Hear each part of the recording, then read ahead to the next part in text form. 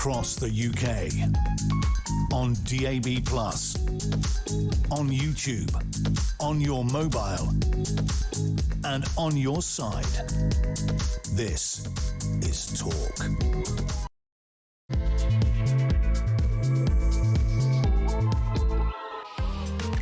Good evening. It's Thursday evening and there's an awful lot to discuss, including the unduly lenient sentences that were given to teenage rapists. They have been increased, and well done to Baroness Carr for doing that, the Lady Chief Justice. That is the right thing. We'll discuss that. We'll also discuss Nigel Farage's housing arrangements, yet more questions over his money, his property. That has been raised. I was accused last night of being anti-Farage and anti-reform. No, I'm just a journalist who covers the stories that are in the news. It is a story in the news, and if you want to talk about it, we can talk about it from whatever angle you want to talk about it. 0344 499 1000. We'll talk as well about the grooming gang ringleader at the centre of the deportation row released. Keir Starmer, after a lot of machinations, deciding that pubs can stay open for the England match on Monday night. We'll also be talking about whether Peter Mandelson was a Russian spy. He denies that, of course, but it's a really fascinating story. Also, the Manchester airport attacks on those officers. One of them has spoken out about her broken nose and said that it was absurd that people were talking about police brutality when she was the one who had brutality meted out to her. So much to discuss. 0344 499 1000 is the number to call. We'll talk about forced adoptions as well and why the Reform UK MP Sarah Pochin had a very emotional reaction to that. And should you be fined £100 for catcalling? This is shouting at women and saying things that might be derogatory to them. Snake Khan says you should be fined £100. Well, one of our guests, who's a woman, thinks that's nonsense. 0344 499 1000 is the number to call. You can text me 87222 with the word talk in your text. You can tweet me at talkTV, follow me at Peter Cardwell. You can send me a WhatsApp text message, a WhatsApp voice note, or give me a ring, all on the main number 0344 499 1000. Loads to discuss between now and 10 o'clock. Hope you can stay with me for the whole 3 hours here on Talk.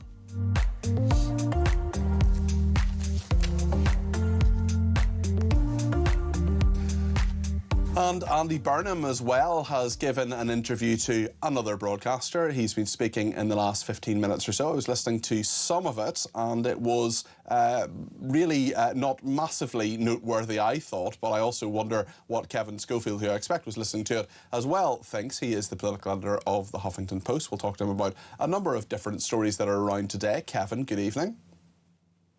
How are you? I'm very well, thanks. Did you listen to the interview with Andy Burnham? I wonder what you thought about it.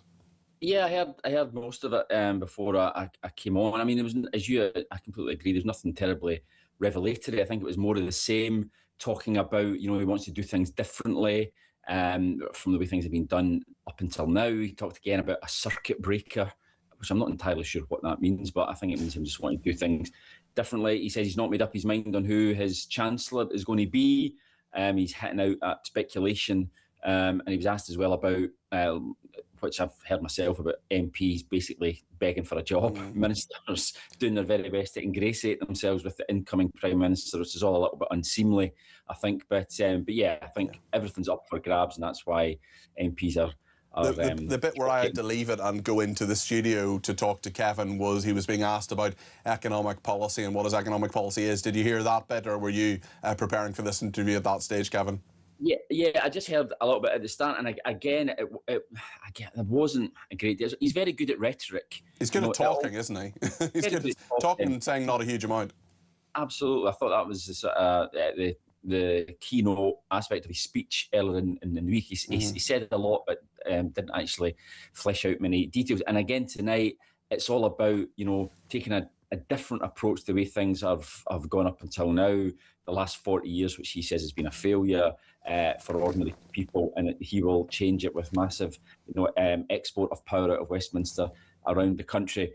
We await to see whether that actually works or not. In fairness, Andy Burnham, at least he did an interview, because he's been criticised quite a lot for not taking journalist questions. I hope he does more because he is very much the Prime Minister in waiting, and there doesn't seem to be any change to that. Kevin, just speaking about why the last Prime Minister left, we heard as well today from Morgan McSweeney, the Chief of Staff, who spoke to the BBC. We also heard extraordinary claims that Peter Mandelson was seen as a Russian asset. That's something that he denies. But just tell us a bit about that story. Yeah. So it's a leaked dossier by a gentleman by the name of Christopher Steele, who's a former chief of the MI6 Russia desk.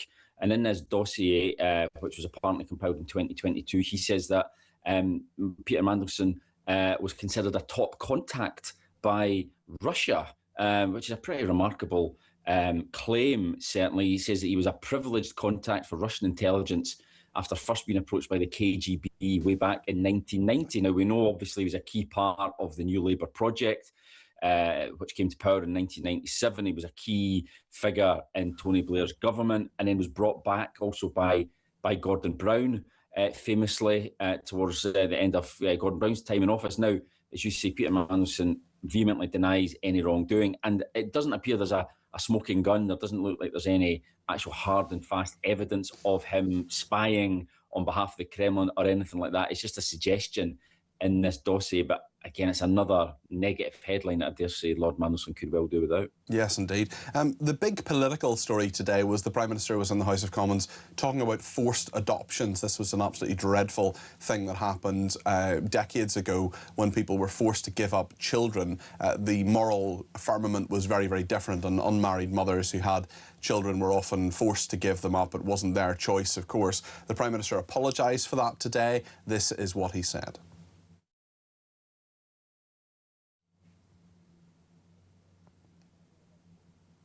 The shame is not yours. The shame was never yours. The shame is ours. And I say that on behalf of the whole country.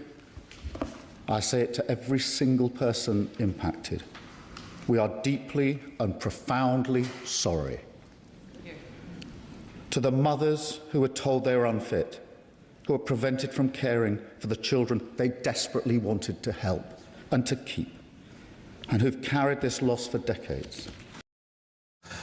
Sarah Pochin is the Reform UK MP, and she was visibly very moved by this. She talked about it in Parliament as well because her own mother was forced to give up a child Sarah had never met or did not know about that child for quite some time, and then eventually met up and formed a relationship.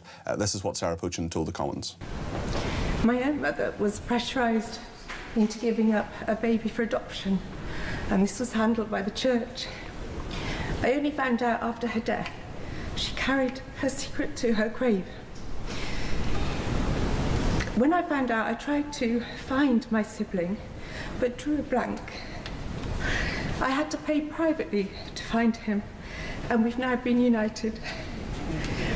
Can the Prime Minister assure those affected that the new systems and resources will be given the funding they need to reunite families?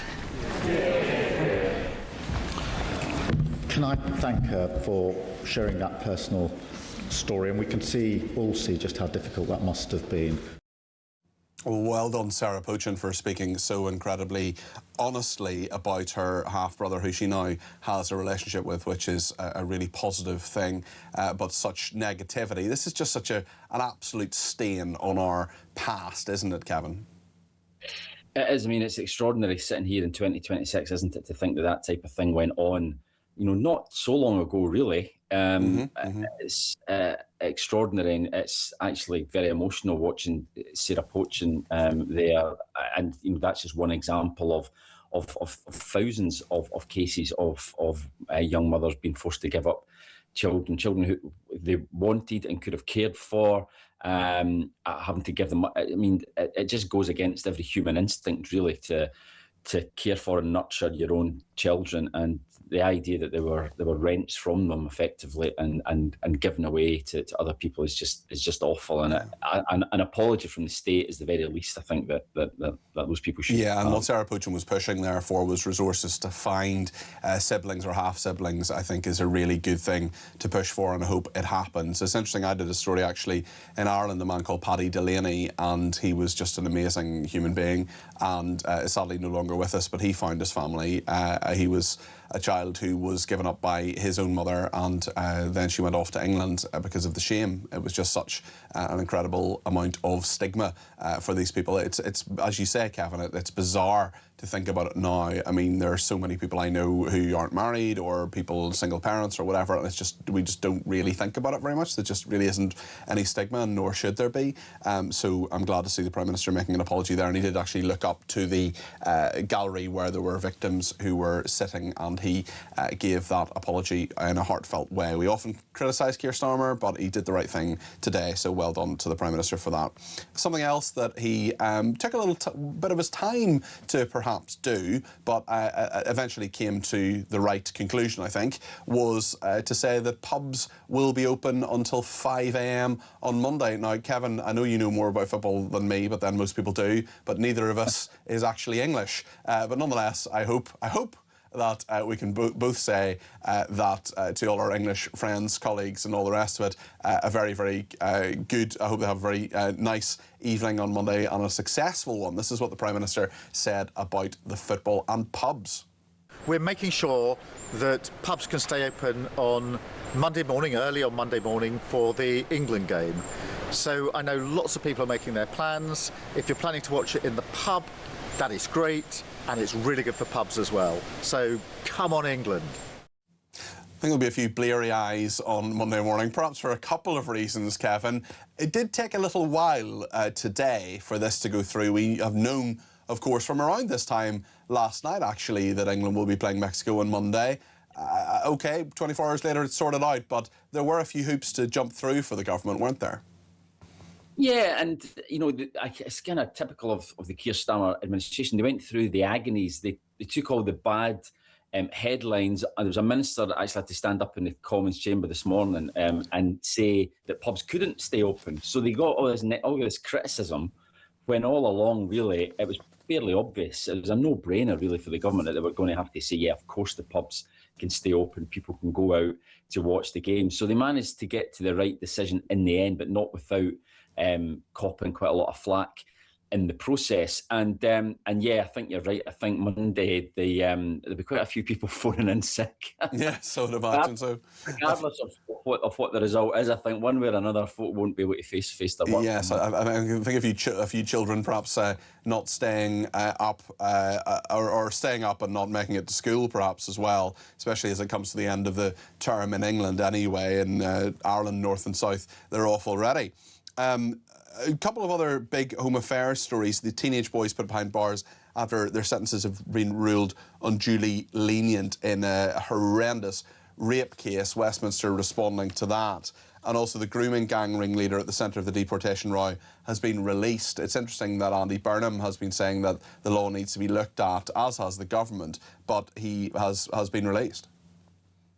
He has been released, yeah, and it's going to be an interesting, I think, test of Andy Burnham's sort of first few weeks in office, because you're right, he came out on X last night and said basically this vile individual, I think he described him as, should be kicked out of the country. Now, that, I think, marks quite a change in approach. And Keir Starmer, very technocratic, he would never have come out and said something like that without making sure legally he was right in doing so. But now that Andy Burnham has said that, he needs to kind of back that up. Now, at the moment, as the law stands, this man cannot be deported. He's been stripped of his British citizenship. He is a Pakistani citizen. However, if Pakistan, he's lived in this country for a very long time, and if Pakistan turn around and say, well, we don't want him, then what happens then? Then it becomes a diplomatic issue, a test of political will, and that will be a very early test, I think, for Andy Burnham. So I think his sentiments are correct in wanting this man deported, but it may well be difficult for him to actually do that in practice. We'll have to see how that works out. Yeah, very, very interesting point. Kevin, thank you for that. Lots to discuss in all of this. 0344 499 1000. Thank you to Kevin Schofield, who's the political editor of the Huffington Post. We've just been having a minor technical issue with our messages, but I think they're all coming through. Yeah, they are all coming through now, and I have them here. Lots of people getting in touch, particularly about the World Cup. Gary in Bexleyheath says, so we can open pubs till 5 a.m. for the Football World Cup, but we can't deport a paedophile who has destroyed children's lives. How have we got here? This government is so backward. Starmer is completely spineless, as are Labour. sure. Dave in New Zealand says, why are people criticising Talk for questioning Farage? I would imagine nearer election time it will be open season on him. He should thank Talk for giving him a taster of what is to come. Liam says, if you're fined from catcalling, where does the money go? Who's profiting? I would imagine it's City County who wants to do this, so I would imagine it would be the Labour administration in London. Pump King says, what about all the Irish babies? Well, I have mentioned them, of course. Horrendous scandals there, the Magdalen laundries as well, films and inquiries and all sorts of things into that. Another person says, banning catcalling. It was called wolf whistling when I was a teenager. It made my day when it happened. I was devastated when I grew up and the whistle stopped, said Amanda. I can honestly say I haven't been subject to catcalling, it must be said. But the one thing that does annoy me is that I never get my ID checked anymore when I'm buying, alcohol. I do buy alcohol, I don't drink it, but I buy it for people as presents and things. Dawn says, the constant drip of information about Nigel Farage's finances looks like a concerted effort by his opponents to stop reform. I wonder who could possibly benefit.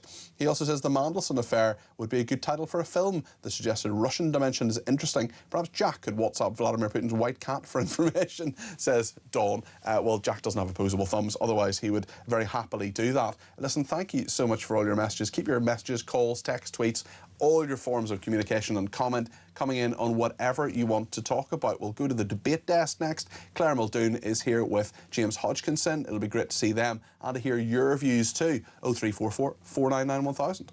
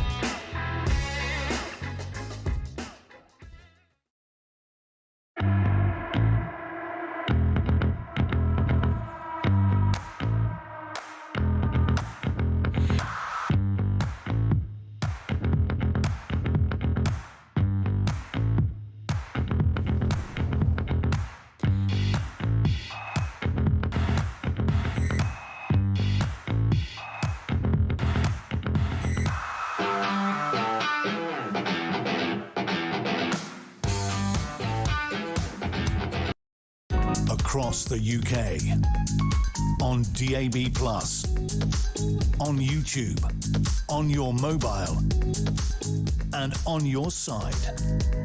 This is Talk.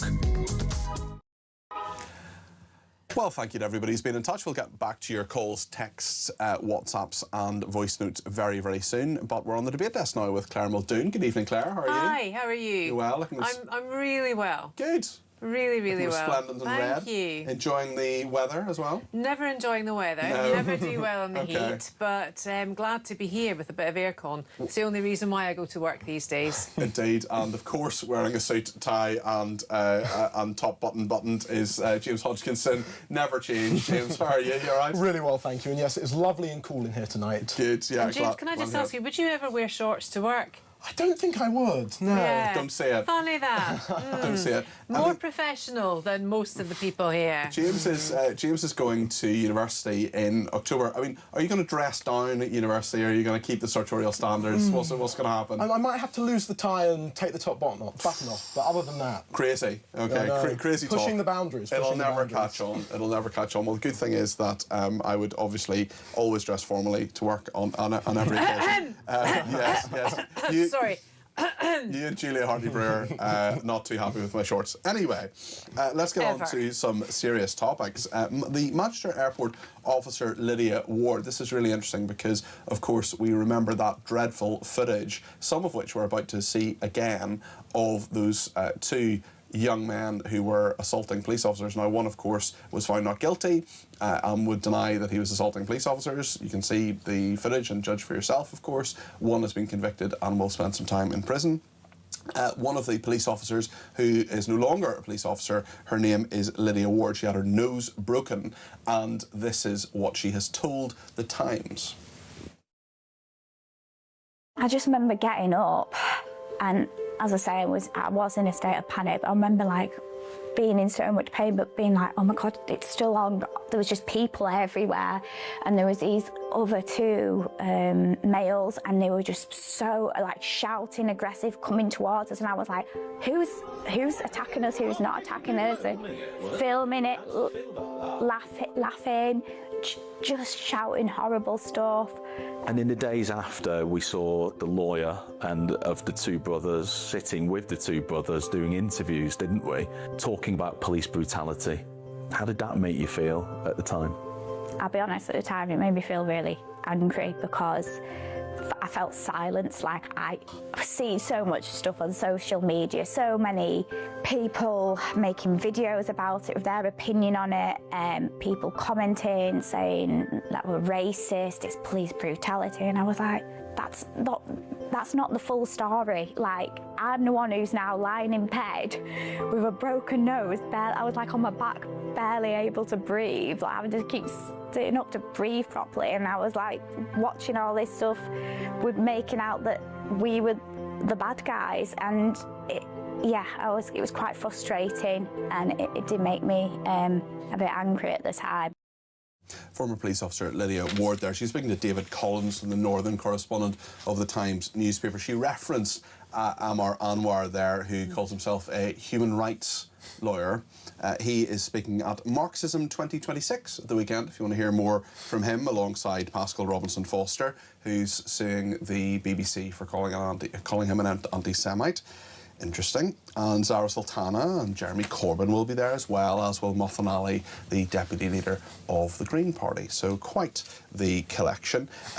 Listening to that heartbreaking testimony there from Lydia Ward, we got a really human explanation of how she felt both at the time and afterwards. Claire, how did you find her words?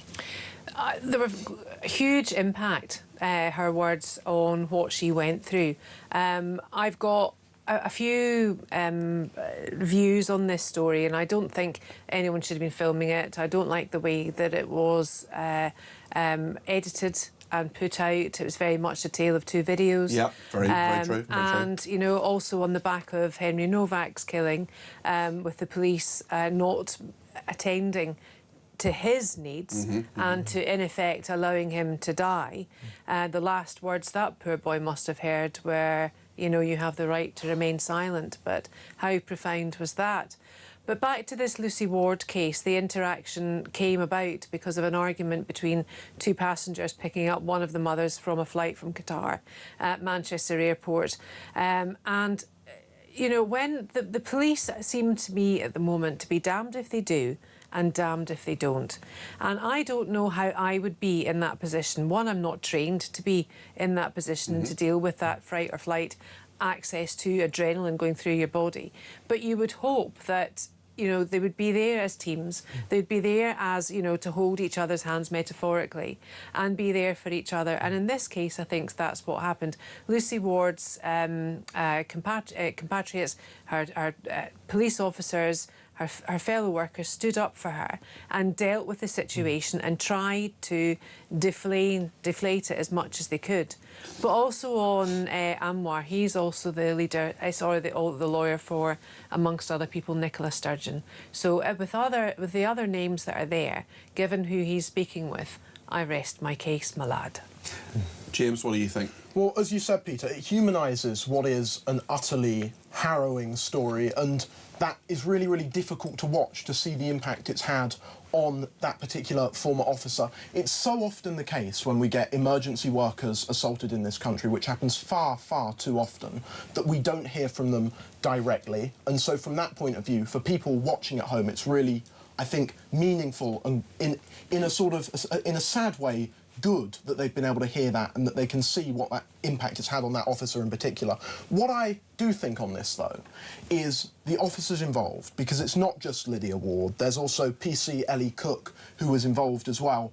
They've been utterly professional throughout. You haven't heard from them, really, until this trial has reached a conclusion. Well, they couldn't comment, to be fair, James. What you said earlier about the officers being accused of institutional racism, the force being accused of racism, they've had that for nearly 2 years. They've had 2 years of what must have been living hell for them. And that will define the rest of their lives. Yeah. Those few moments will define the rest of their lives. It's totally unfair. Ellie Cook said that she had to move house because of this, because she was afraid for her safety and the safety of her family. So it's absolutely right that the man that did this has been found guilty. It's a shame it's taken as long as it has, and you think if it had been dealt with more expediently by the justice system, maybe it would have been a more positive outcome. There were 2 trials, of course, on when it came to the other brother, and he was found not guilty, which a lot of people find quite difficult to stomach, but we've got to have some faith in the justice system. Of course, 2 bits of breaking news. We're actually going to talk about one of the stories that it deals with in a second, which is in regard to the sentencing, the first sentencing hearing of 3 boys over the rape of 2 girls in Fordingbridge. And this is the Crown Prosecution Service, another institution of the state in which trust is questioned at many points. The Crown Prosecution Service could face further action over an inaccurate press release issued after the first sentencing hearing of 3 boys over the rape of 2 girls in Fordingbridge. The boys, 2 aged 15 and another aged 14, were given non-custodial sentences in May for multiple rape and indecent image offences against 2 victims who were separately attacked in the Hampshire town in November 2024 and January 2025. We're going to be talking about that in a second. On Thursday, the Court of Appeal, today, the Court of Appeal sentenced the 2 older boys to 4 years detention after finding that their original sentences were unduly lenient following a referral by Lord Hermer, the Attorney General. Following the sentencing in May, the Crown Prosecution Service issued a press release incorrectly stating that the boys had been convicted of raping the second victim at knife point after forcing her to leave her phone and an AirTag in a shop so their movements could not be tracked. In his remarks from the sentencing hearing at Southampton Crown Court, Judge Nicholas Rowland said he was sure that a knife point rape did not happen and the girl left her positions at the shop by choice. In the Court of Appeal ruling on Thursday, Baroness Carr, sitting with Lord Justice Edis and Ms Justice Norton, said that the press release contained very significant errors which were not corrected until the 10th of June, almost 3 weeks later. The news release, which is still available online, now has a notice at the top stating it has been corrected and issues Judge Rowland's findings, but is still dated the 21st of May. So when we're being given information by the authorities, it has to be accurate, especially when it comes to incredibly important things. We'll talk about that story in just a minute with Claire and with James and the developments in that. Also, Andy Burnham has been speaking this evening. We've been talking a little bit about that. I have some more on that now. He says he will spend more time with the new Number 10 North Department if he becomes Prime Minister. is likely to be based close to Manchester Piccadilly Station.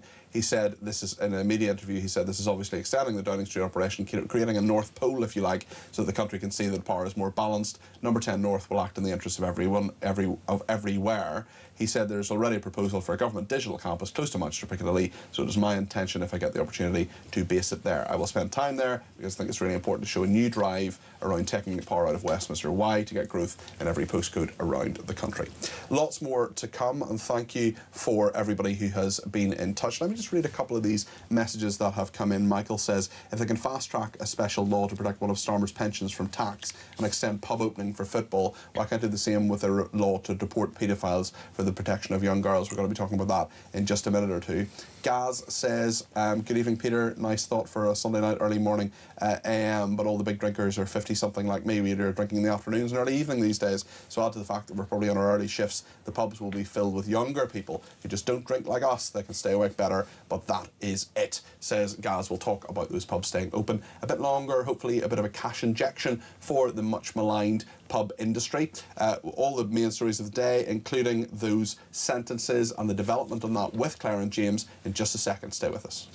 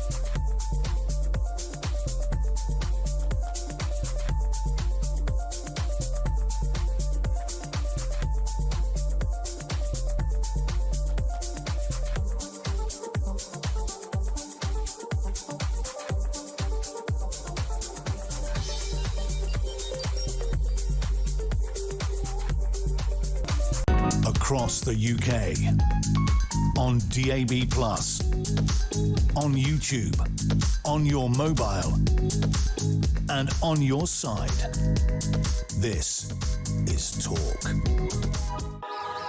Thank you to everybody who has been in touch. Just have been having a quick look at Twitter there over the break. Lisa Nandy, of course, the culture secretary, the digital secretary, is saying that she doesn't want to be part of Twitter anymore, X as she calls it, and she is leaving, as is her department. Also, there's been some reaction to a story we did a couple of days ago on Twitter about Yvette Cooper giving UNRWA the £23 million of your money, the completely discredited organisation that is meant to give aid to Gazans, but instead is bankrolling Hamas terrorists. This infuriates me, says Ms Magoo. The UK is broke, but this dreadful woman, Yvette Cooper, sends money we haven't got to dodgy organisations. Our Labour politicians all thick. The interest on the national debt is eye-watering, and we're handling unprecedented debt to our children and grandchildren. Another person says, Peter, why are you picking on Farage? Starmer has millions too, and a special law created to protect his pension. Other MPs are also scamming money for property, but you keep on the Reform leader because he is successful. Well, there's just a development in that today. We are going to talk about that because it is the news. Lenny says, I believe Mandelson was not a patriot, so anything is possible. Lord Mandelson completely denies being a Russian spy, of course. The pressure on Farage shows the propaganda being used, says Lenny. I also believe it shows many politicians calling the pot black. Well, lots to discuss in a very busy debate desk. Claire and James are still here. The big story today, we've just heard that development about the CPS press release and further action that may actually happen against the Crown Prosecution Service. 2 teenage boys have been sentenced to 4 years youth detention for raping and filming sex attacks on teenage girls after their punishments were ruled unduly lenient. Sue Carr, the Lady Chief Justice, quashed the 2 boys' previous sentences of a 3-year rehabilitation order with 180 days of intensive supervision for raping and filming the abuse. She said, what you did was so bad that we have no other choice. The question I have, Claire, is why on earth this had to go to the Court of Appeal? I know. I mean, I think at the time we were all a bit bereft. Listening to the victim impact statement as well really brought it home, notwithstanding that, but the interview with Laura Kuensberg as well with one of the victims. I think, you know, that we've got this thing called court of public opinion in this country, and we're very, very good at it. And we're very, very good at saying, you're wrong, you're right, you're going down because I don't like what you did. Or, if you're sitting as judge and jury, you're also attacked because the sentence was too lenient, wasn't harsh enough. We don't have enough prison reform. Oh, you can't do that. Where's the rehabilitation? And there's always, you know, two sides to everything. We know that. But in this case, I think it was an absolute failing of Judge Rowland, and it was it was disgusting, in my view, the sentence that he sent down for those boys, because he almost said, well, you're still children in the eyes of the law, really. Yeah, it was a bad thing that you did, but it was almost minimising and mitigating for the fact that they were young kids in the eyes of the law. No, what they did was disgusting. What they did was violent. What they did was abhorrent, and I know that they knew what they were doing. I don't think there's anyone that would discredit that or even disagree with that. Lady Justice Carr, in her 52-page summation, she says that he did omit, this is the Judge Rowland who put down the initial summary, he did omit facts. He didn't seem to take into consideration a lot of either the evidence or indeed the victim impact statements.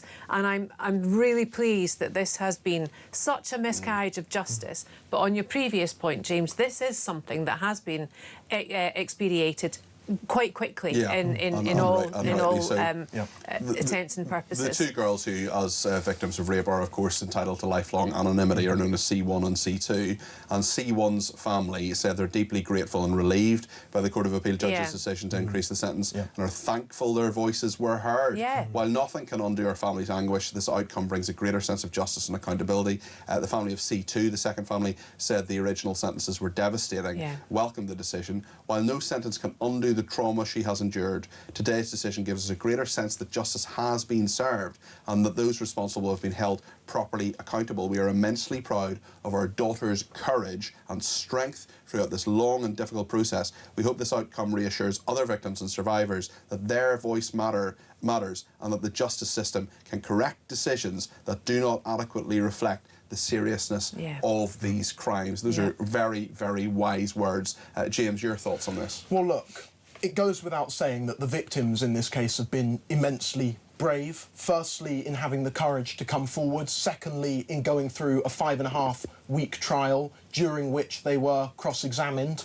The fact that they've had to wait, and yes, it's been expedited, and that is obviously a good thing, but the fact they've had to wait for justice at all is disgraceful, and I think we should be ashamed of ourselves as a country that this is what it's come to.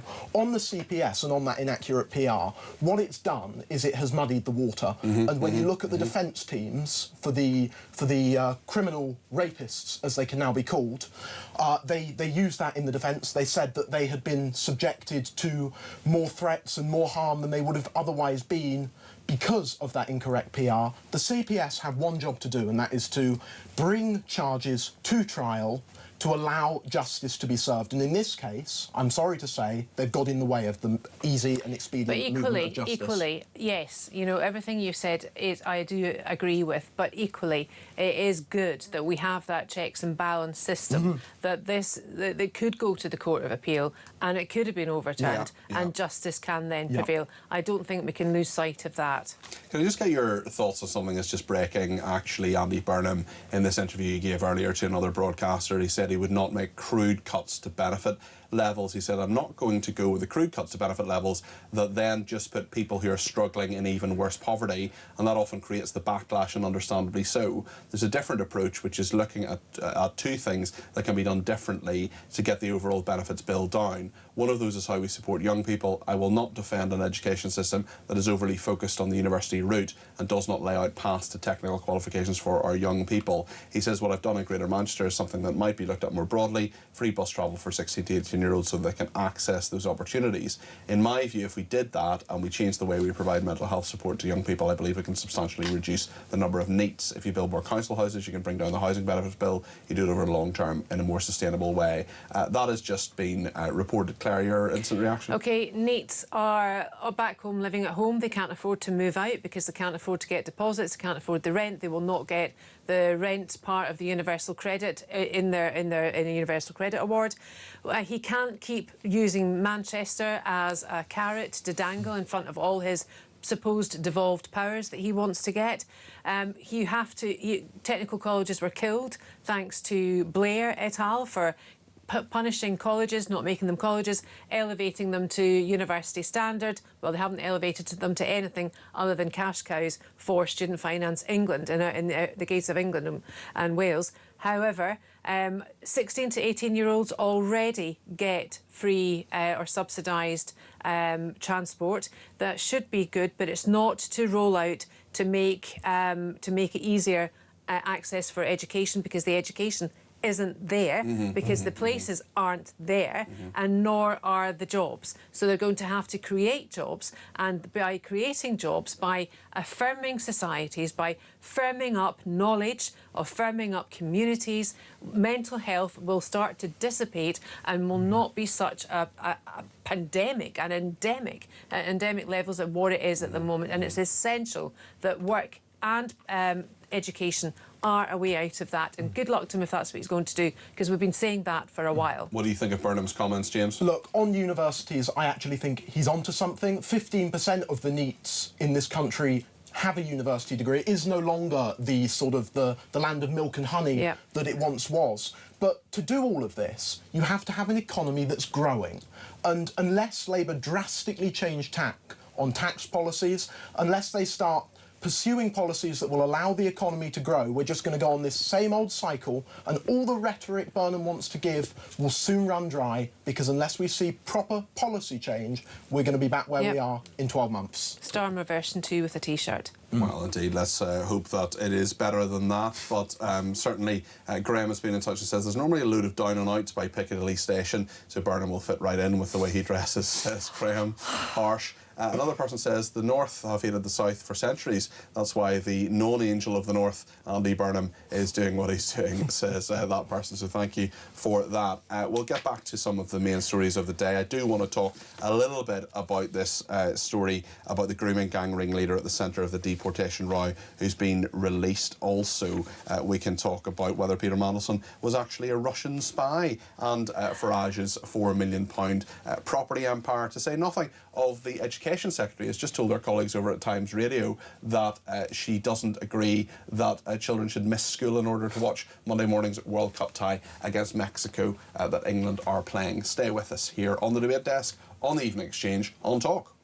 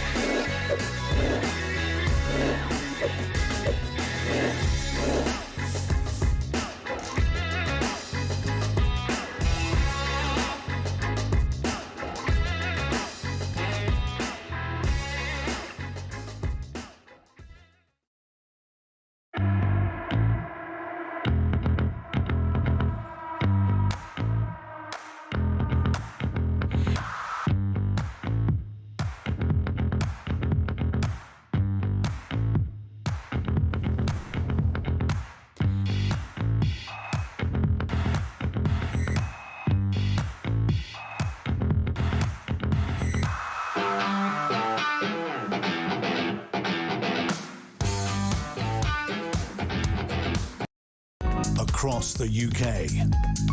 On DAB+, on YouTube, on your mobile, and on your side. This is Talk. Graham in Bushy has been in touch and says what sanctions will be taken about the idiotic judge who originally didn't give custodial sentences. Amanda says children should not miss school to watch the football. If it was the final, perhaps. We'll get to that in a minute or two. And Alex in Cardiff says Claire Muldoon is fantastic. No skirting around the issues. She just says things as she sees them. And James, wise beyond his years and a career starting. It's fantastic how Talk finds seasoned commentators but brings in new talent. Thank you for providing a valuable service to the people of Britain. That's nice. That's a really nice. lovely Thank you, comment. Alex. Thank you. That's lovely. Very kind. Right then, I want to talk a little bit about forced adoption. Dreadful, dreadful thing that happened years ago and thankfully doesn't happen anymore. The Prime Minister apologised to victims of it, people who were born usually out of wedlock and were forced to give up their children, forced to be given up for adoption, it should be said. Let's have a look at the very emotional question asked by Sarah Poochin, the Reform UK MP. She found out that her own mother had been forced to give up a son. She later, after her mother died, she found out about it and then has established contact with that man. Here's what Sarah Poochin said in the House of Commons today. My own mother was pressurised into giving up a baby for adoption, and this was handled by the church. I only found out after her death. She carried her secret to her grave.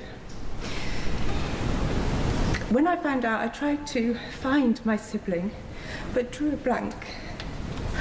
I had to pay privately to find him, and we've now been united.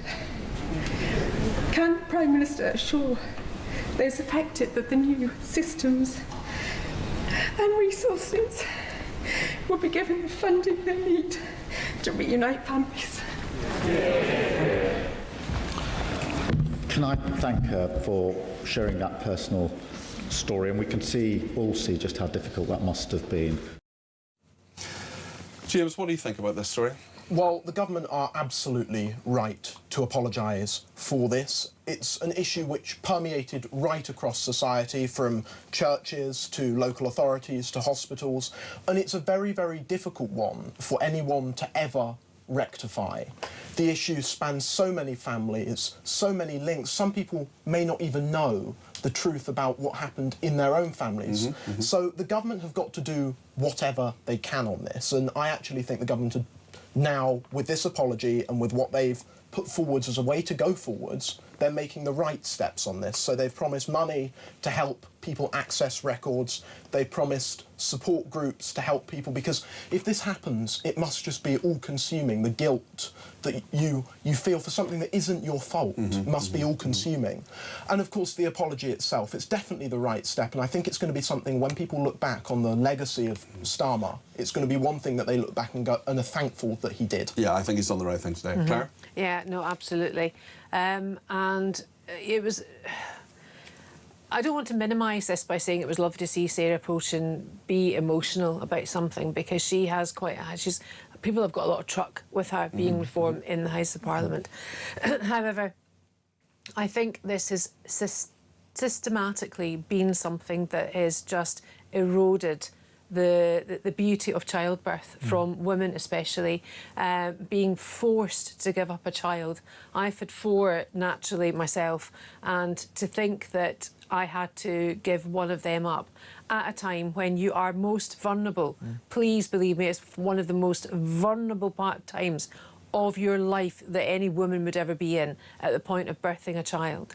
And then to give that child up, that's why I think surrogacy is so wrong as well, but again, that's another argument.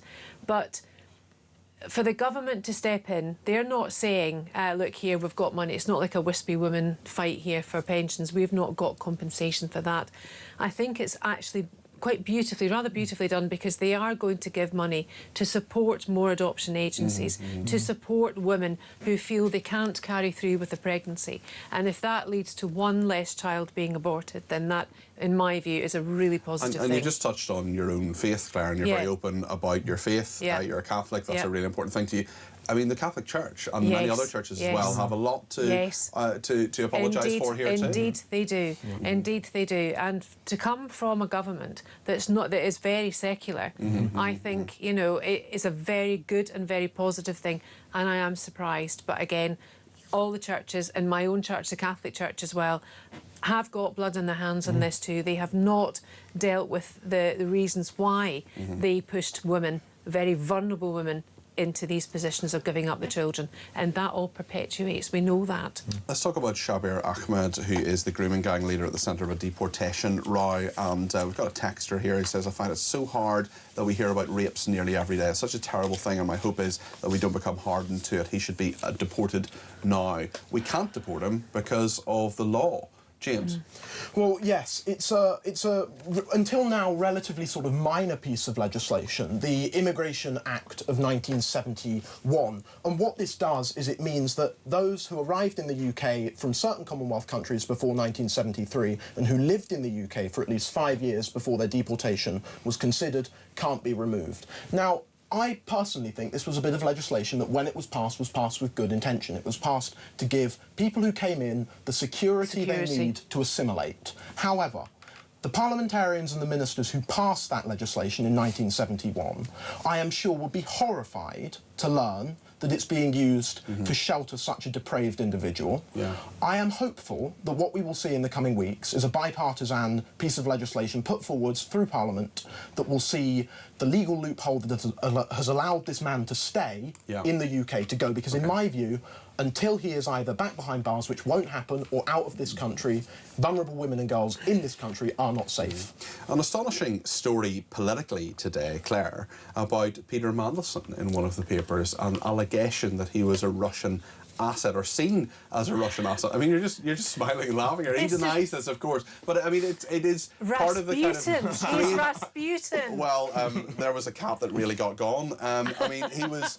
It's a great song. It tells you the whole history. I mean, Rasputin, lover of the Russian Queen. I mean, Rasputin are poets. Not 1973 band called Boney M. James, Boney you've M. never heard of them, I'm sure. And Mary's Boy Child as well. Yeah. You would have liked that one. Claire, so tell us your thoughts on Mandelson as Russian asset. It's weird. It's so weird. It's a weird story. I feel a Netflix documentary coming on, and I feel as if it's being made right now. I mean, the devil amongst us, the devil incarnate, that is that man. Dostoevsky couldn't have written it. I'm sure he would deny being the devil incarnate. You doubt the claims, James? Yes, look, I mean, Christopher Steele, who is the person who's written this report, has authored some slightly dubious reports in the past. There was one in 2017 which alleged collusion between Donald Trump and Russia in 2016. But what is true, right, is that Mandelson clearly should never have been appointed. We all know about the resignations in disgrace in 1998 and 2001, the nickname the Prince of Darkness. Which is his own book. What was it about the Prince of Darkness that made you think? We're going to get into this in a little bit more detail in a few minutes' time, but there are two other things I want to ask you about before we hit the news in 5 minutes' time. Farage and his homes. This story just keeps coming. People are saying, why are you covering your being so down on him and you're victimising him and all the rest of it? No, The stories keep coming. They keep coming. Jeremy Hunt, who has got 7 properties, has, declared all of his. I think Burnham needs a new housing czar. I think it should be Nigel Farage. Okay. He's clearly got on the money there. For are you noticing a change in terms of what we know about Nigel Farage and actually how people are reacting to it? With the 22.5 grand billion story yesterday, with the crypto, from the crypto billionaire, we've had the £5 million there as well. James, are you noticing a shift here? Yeah, I mean, I've drawn parallels with what happened with that Zach Polanski just before the local elections. We had damaging... Where's he now? Who's he? After damaging story after damaging story, and it did negatively affect his polling. That might happen, or we might see something different. We might see Reform's voters feel emboldened by it, feel like the establishment is attacking Nigel, and we might see their polling increase, like we saw with the national rally in France. I'm not sure which way it's going to go, but time will tell. Do you know what I think? I think Starmer held on because he knew that Reform would get Makerfield, and he held on being PM until Burnham was in Makerfield, and then he resigned. Yeah, no, that's what happened. Possibly, that's certainly part of it. Now, The big question that we're asking tonight is where are you actually going to be at 1 a.m. on Sunday night into Monday morning? It's 1 a.m. on Monday, which is when England are playing Mexico. James, are you a football fan? I do enjoy watching England, but I have work on Monday morning, so I will probably be in bed and fast asleep. Well, this is interesting because the Education Secretary has told Times Radio that Thomas Tuchel, the England manager, is wrong to suggest children should miss school in order to watch Monday morning's World Cup tie against Mexico. What do you think, Claire? I think she's right. Can't believe I've actually agreed with her. Children should be at school. Scottish children, of course, are off, as are the children in Northern Ireland. So they can watch it. So they can watch it. They'll be watching it for different reasons, I'm sure. Yes, possibly rooting for Hola, Mexico. hola, Mexico. Anyway, didn't say that. I'll be watching it. I'll be really looking forward to watching it. I think that Tuchel needs to get in touch with Oasis. Oasis famously played last year in Mexico City. I went to see them there.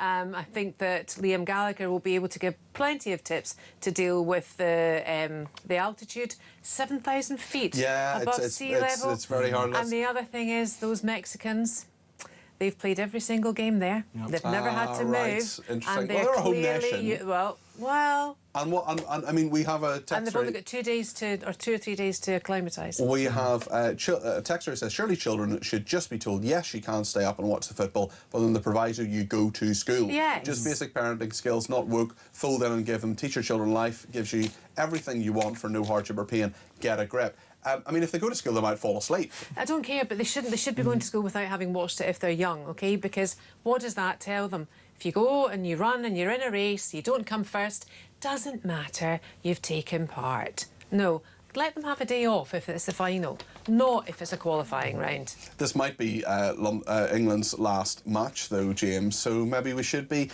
a little bit, I mean, hopefully it won't be, but maybe we should have a little bit of leeway here.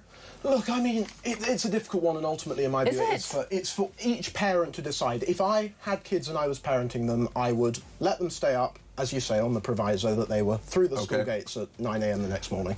Whatever you think, let me know your thoughts. 0344 499 1000. We're going to be talking about Russia next, including the allegation that Peter Mandelson was a top contact for Russia for 30 years. And big shadow tankers launching drones. In the meantime, thank you to Claire and to James. Stay with us.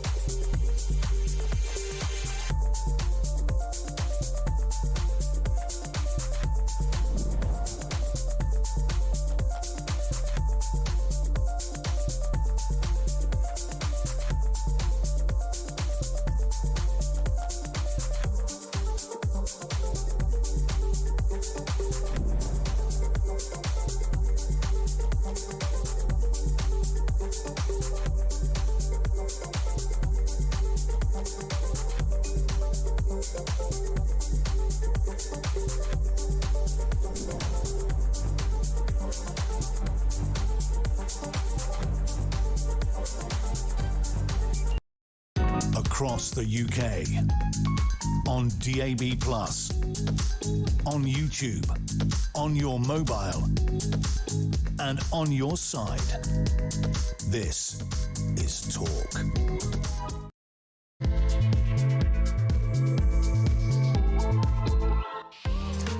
Good evening, this is Talk. I'm Peter Cardwell. I hope you've been with me for the last hour, but if you haven't, there's loads to talk about between now and 10. We're talking about Putin's shadow tankers launching drones to spy on nuclear weapons in Britain. Also, whether Peter Mandelson is a spy. That's something that has been alleged. He denies it, of course, but he was a top contact to Russia for 30 years, according to a dossier compiled by a former MI6 agent. We'll be talking to Chip Chapman and then Mary Dejevsky about that as well. We're talking about whether you should allow your kids to stay up and stay off school, and whether you'll be skipping work or calling in sick on Monday morning when it comes to the England game. That's at 1 a.m. on Monday morning, Sunday night into Monday morning. We'll talk about Nigel Farage's £4 million property portfolio. He's under pressure for another day for allegedly not declaring homes, which he seems to, he should have. Jake Wallace-Simons will tell us about Bob Villan suing the BBC in the Irish High Court for calling them anti-Semitic. I know whose side I'm on that one. And we'll also be talking about government funding being tied to ethnic minority hiring targets. That's something Andy Burnham seems to favour. Whatever you think on all of these stories, we're talking about catcalling too, which can you can be fined up to £100 in London. That is a proposal from Sadiq Khan. We'll talk about that as well. 0344 499 1000. You can text me at 722 with the word talk in your text. You can tweet me at talkTV. Follow me at Peter Cardwell. Send me a WhatsApp voice note. Send me a WhatsApp text message, or give me a ring, all on the main number 0344 499 1000. So much to discuss between now and 10 o'clock. Stay with us.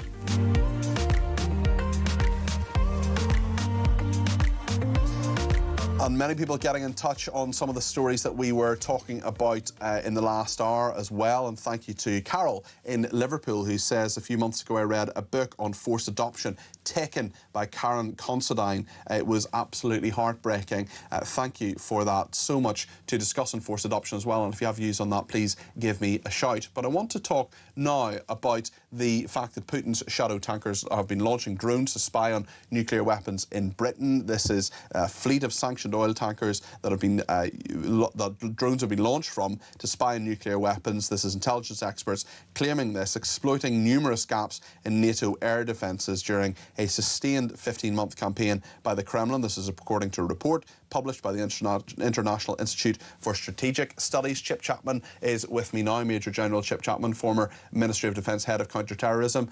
Chip, thank you for joining me this evening. How worried should we be, do you think? Should be worried because of the proximity of the shadow tankers, but in terms of the integrated air and missile defence of NATO, we shouldn't be too worried about the long-range ballistic missiles and drones from Russia coming. I mean, this is really a hybrid operation. Hybrid warfare has been going on for a while with the Russians, deniable operations. The fact that these shadow tankers, though, could launch drones, which could surveil some of our systems, is worrying. But this has been going on for some time in all of the domains. So, for example, on the undersea cables, the digital architecture that powers the modern economy, and in the energy grid, mapping the cables that deal with that. So it's this whole notion of security, which is not just defence, but it's energy, it's food, it's all those other aspects, which is what the whole notion of resilience actually means. And certainly when you look at other countries as well that have been spied on across Europe, there's one in Britain and France, Belgium, the Netherlands. This is clearly a number of different nations dealing with the threat from Russia and the spying from Russia. Presumably we're spying on them too, though. Well, yeah, I think we are. And of course, it would be silly if we want to do that. I'm sure we have human sources, human intelligence sources in Moscow who've been compromised in working for us. We'll also have a large SIGINT, signals intelligence capability, working against the Russians. And that's why we would know, for example, when the Russians overtly invaded Ukraine in 2022, that it was very likely. That's why the head of the CIA went to Russia in November 2021, because we knew what they were up to. The indicators and warnings, I and W, as we call it, were already there. You know, the intent was already in train from the Russians. How much of a threat and how worried do we need to be about Russia? Because I just feel that when we're hearing about the defence investment plan this week, that we're not getting, not necessarily the full story, but I just don't feel that the public have been warmed up to this when it comes to all the threats that I see as a layman from Iran, from Russia, from China, and there just doesn't seem to be this clear view that defence investment and, you know, proper defence when it comes to spying, when it comes to equipment, when it comes to drones, whatever it is, needs to be done. And I'm just not sure a lot of people, I think our viewers and listeners get that, but I'm not sure the government does. I'm not sure a lot of the general public does. What do you think, Chip? Threat has three component parts: its intent, its capability, and its opportunity. We know the intent is there. So, for example, in 2025, General Kane, who's the head of the chairman of the Joint Chiefs in America, when he was asked would Russia stop if they conquered Ukraine, said absolutely they would not. So the intent is there. Whether Russia would have the capability post a Ukrainian campaign, the answer to that would be not initially. Because obviously they've had huge losses, but they might be able to regenerate their capability in 5 or 10 years, and that's part of the problem. And trying to convince people that what is the time frame you might be working towards. And the third component part of that is opportunity. If you have a great deterrence posture, and that's what the defence investment plan should have been about, along with the rest of NATO, and we'll see this at next week's Ankara meeting of the NATO powers, when everyone should be going to 3% of GDP for their defence by 2030 and 3.5% by 2035. It's a failure to convince the public as much as anything, which is the problem, and that is a failure of understanding of security in the round. Yeah, and Keir Starmer will be there. It's actually David Lammy who's going to be in deputy at Prime Minister's Questions. It'll be David Lammy who is taking that, and we'll cover that on Talk, of course. Just before you go, Chip, what do you make of Peter Mandelson being alleged a top contact to Russia for 30 years, according to Christopher Steele, who is a former MI6 agent? What do you make of that? Well, I think the first thing you've got to say about Steele is that some of his dossiers are a bit dodgy. He had one in 2016 about Trump. This dossier that they're referring to is one from 2022. What it absolutely says, it explicitly states there was no evidence Mandelson passed information to Russia or committed wrongdoing, but he also said that there were other people within that dossier which were examples of people that the Russians would have interest in over the long term, and that included, for example, Jeremy Corbyn, Nigel Farage, Boris Johnson and Dominic Cummings. But what you can say, if you want to compromise someone and you want someone to work for you, the ways that you do that, or the interest in doing that, is again down to four things: either ideology, revenge, money, or ego. Certainly for Mandelson, money and ego are big things. There's absolutely the case that he could have been a sub-source for a source for Russian intelligence. That was his relationship with the Russian oligarch Deripaska, and it was through that he was really compromised in the Epstein thing. And don't forget that the Epstein, or the inquiry, the MOD, the Met Police inquiry, is about Mandelson's misconduct in public office to do with passing information to Epstein. It could be that he passed information to Deripaska, which he then passed that information on to the Russian authorities. I think he was probably a greedy, useful idiot rather than a Manchurian candidate, if your viewers know that reference to the 1959 novel and the 1962 film. It is. Great film. Angela Lansbury, R.I.P. in that. Thank you, Chip. Major General Chip Chapman, former MOD, head of counter-terrorism. And just to be very clear, Lord Mandelson denies being a Russian spy, and as well as many other things, and he is subject to investigation. We'll see what happens there. Mary Dejevsky is with us now, the international affairs writer and broadcaster. Mary, thank you for joining us. We're going to do quite a broad-ranging interview, because I want your views on catcalling in a minute, because you've tweeted about that, so we'll get to that in a minute. But Peter Mandelson being a spy, what do you think?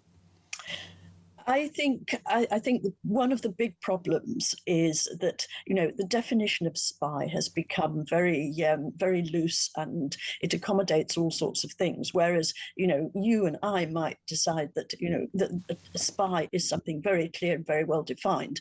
And in this particular context, it seems to be that Christopher Steele, and I was pleased that the previous contributor cast the doubts on the veracity of Christopher Steele's dossiers, so I don't need to do that. But I think if you look at it from the other side, if you look at it from a foreign intelligence service, then, I mean, what are Russian and Chinese and everybody else doing in London if their job is not to chat up and try and size up people who are players in the British political system? And Peter Mandelson was an absolute, you know, prime example of that. If you were in the Russian embassy and you were looking at, you know, people with influence in the British political setup, one of the people you would single out was Peter Mandelson, and you'd want to talk to him, and you'd want to try and figure out, you know, what makes him tick and where he fits in the system, and how much influence he really has, and what his views are. Now, you know, you can also say that with Peter Mandelson, that is probably a very, very difficult appraisal to make, because, you know, he's been all over the place, and trust is not necessarily the prime quality that you might associate with Peter Mandelson. Yeah. But, you know, it doesn't seem to me to ring true at all that Peter Mandelson comes anywhere near the definition of spy. Speaking of spying that has apparently happened, the International Institute of Strategic Studies talks about a sustained 15-month campaign by the Kremlin, drones being used from his fleet from Putin's sanctioned oil tankers to spy on all sorts of people across Europe, including us. What do you make of that, Mary? Well, I mean, first of all, it's entirely possible. I mean, there were all these sightings of drones at various foreign airports and around strategic objects, and it was very difficult actually to pin them down as to whether they were Russian. Although that was the sort of impression that was given in our media and in Western media. But there was no evidence. And what I gather from this report, which I haven't read the small print of, there's actually no evidence still. There's rather an assumption and the characteristic sort of intelligence term that it's highly likely that this is what Russia was doing. Which is often the way when it comes to intelligence. Exactly. So it's possible, but it's not completely proven. What I thought was very interesting was that you asked the question, which I would also ask as well, which is, surely we're doing this as well. And what we're looking at is a sort of mirror image of our activity. I mean, what do you do with the capabilities you've got other than try and find out where the hostile power, as we treat Russia, where it's positioned? You know, we must have been doing this probably for a lot longer than the last 18 months. Mary, you have very kindly complimented me there, but I'm going to do what will be quite a cranking gear shift from international spying rings to the story that I noticed you were tweeting about earlier on. And I mean, we wanted you on the show anyway, and then I saw you were tweeting about catcalling, and you actually brought me to the story, which is that Sadiq Khan seems to be proposing that £100 fines will be given to people who catcall or wolf whistle. I mean, what do you make of that? Well, what I tweeted was that, OK, fine, but why don't you spend a bit more time? If £100 fine, maybe you should be fining people a bit more for instance, shoplifting, for knocking people over when e-scooters and things run red lights on pedestrian crossings. What happens about people driving around without insurance, without driving licenses? There's a whole category of offences in London which are crimes and which go almost unpoliced. And the idea that £100 fine, you can get that for catcalling, but not for shoplifting. this is outrageous, isn't it? Well, there are sanctions for those things as well, but you're absolutely right. They need to be. The implementation needs to be to a greater degree. I can't ever remember a time where I have been wolf whistled at or catcalled. Can you? Has it happened in your life, Mary? Were you deeply offended when it did? Well, probably in my younger days, maybe, and I can't say that I took any particular offence, but you know, it's. Those were different times, and now I suspect you don't get it as much. Mary, thank you very much. Mary Jeffsky there, international affairs writer and broadcaster. We also heard from Major General Chip Chapman, who was the Ministry of Defence's head of counter-terrorism as well. What do you think of what you were saying there? Everything from Russian spying to was Peter Mandelson a spy to catcalling. Whatever your view, whatever you want to say, however you want to say it, please do give me a shout. 0344 499 1000. We will take some calls in just a moment here on Talk.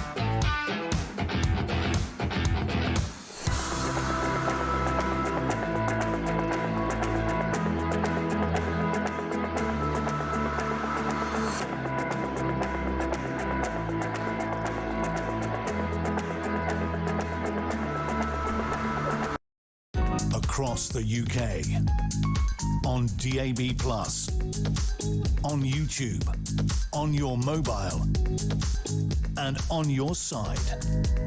This is Talk. Grace is in London and has given me a ring on 0344 499 1000. Grace, I know you want to talk about this dreadful issue of forced adoption. Tell me your thoughts on this. Well, there aren't words really for how grim it is. It's awful. It's tragic. And I'm not Anglican or Catholic, but within any institution there are all kinds of people who are seriously flawed, because all human beings are flawed. But in particular, Jesus spent a lot of time arguing with people who joined religious institutions or feigned religiosity as a way of being powerful over others.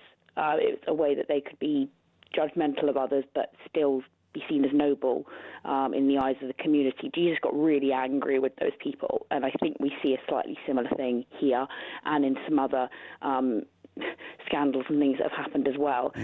So some people might be part of a church institution, but not in their hearts really be seeking. Well, it's really interesting you mention that, because the forced adoption issue, and another thing I've been thinking about a lot about, listening to a lot of podcasts about actually, is the leader of the Democratic Unionists previously in Northern Ireland, Jeffrey Donaldson, who's been unmasked as a child rapist. He's in prison at the moment for that. And he was, you know, a very self-righteous person who was talking about the church a lot. He wore his little fish badge to say... I transcribed an interview with him for Christianity magazine about 5 years ago. Did you really? Okay. Yeah. So you will know that he talked a lot about his faith. He talked about his faith in politics. And at exactly the same time as he was talking about things like how the evils of, you know, homosexuality, how gay marriage shouldn't happen, he was raping children. And this was, I mean, the kind of things he was doing whilst at the same time pretending to be someone he wasn't. It's just sort of stayed with me. It's in my mind a lot. And I do, the hypocrisy that's there. And also to say to someone, I know, you know, when it comes to the strict letter of the Bible, sex outside marriage is wrong. I get that. I understand that.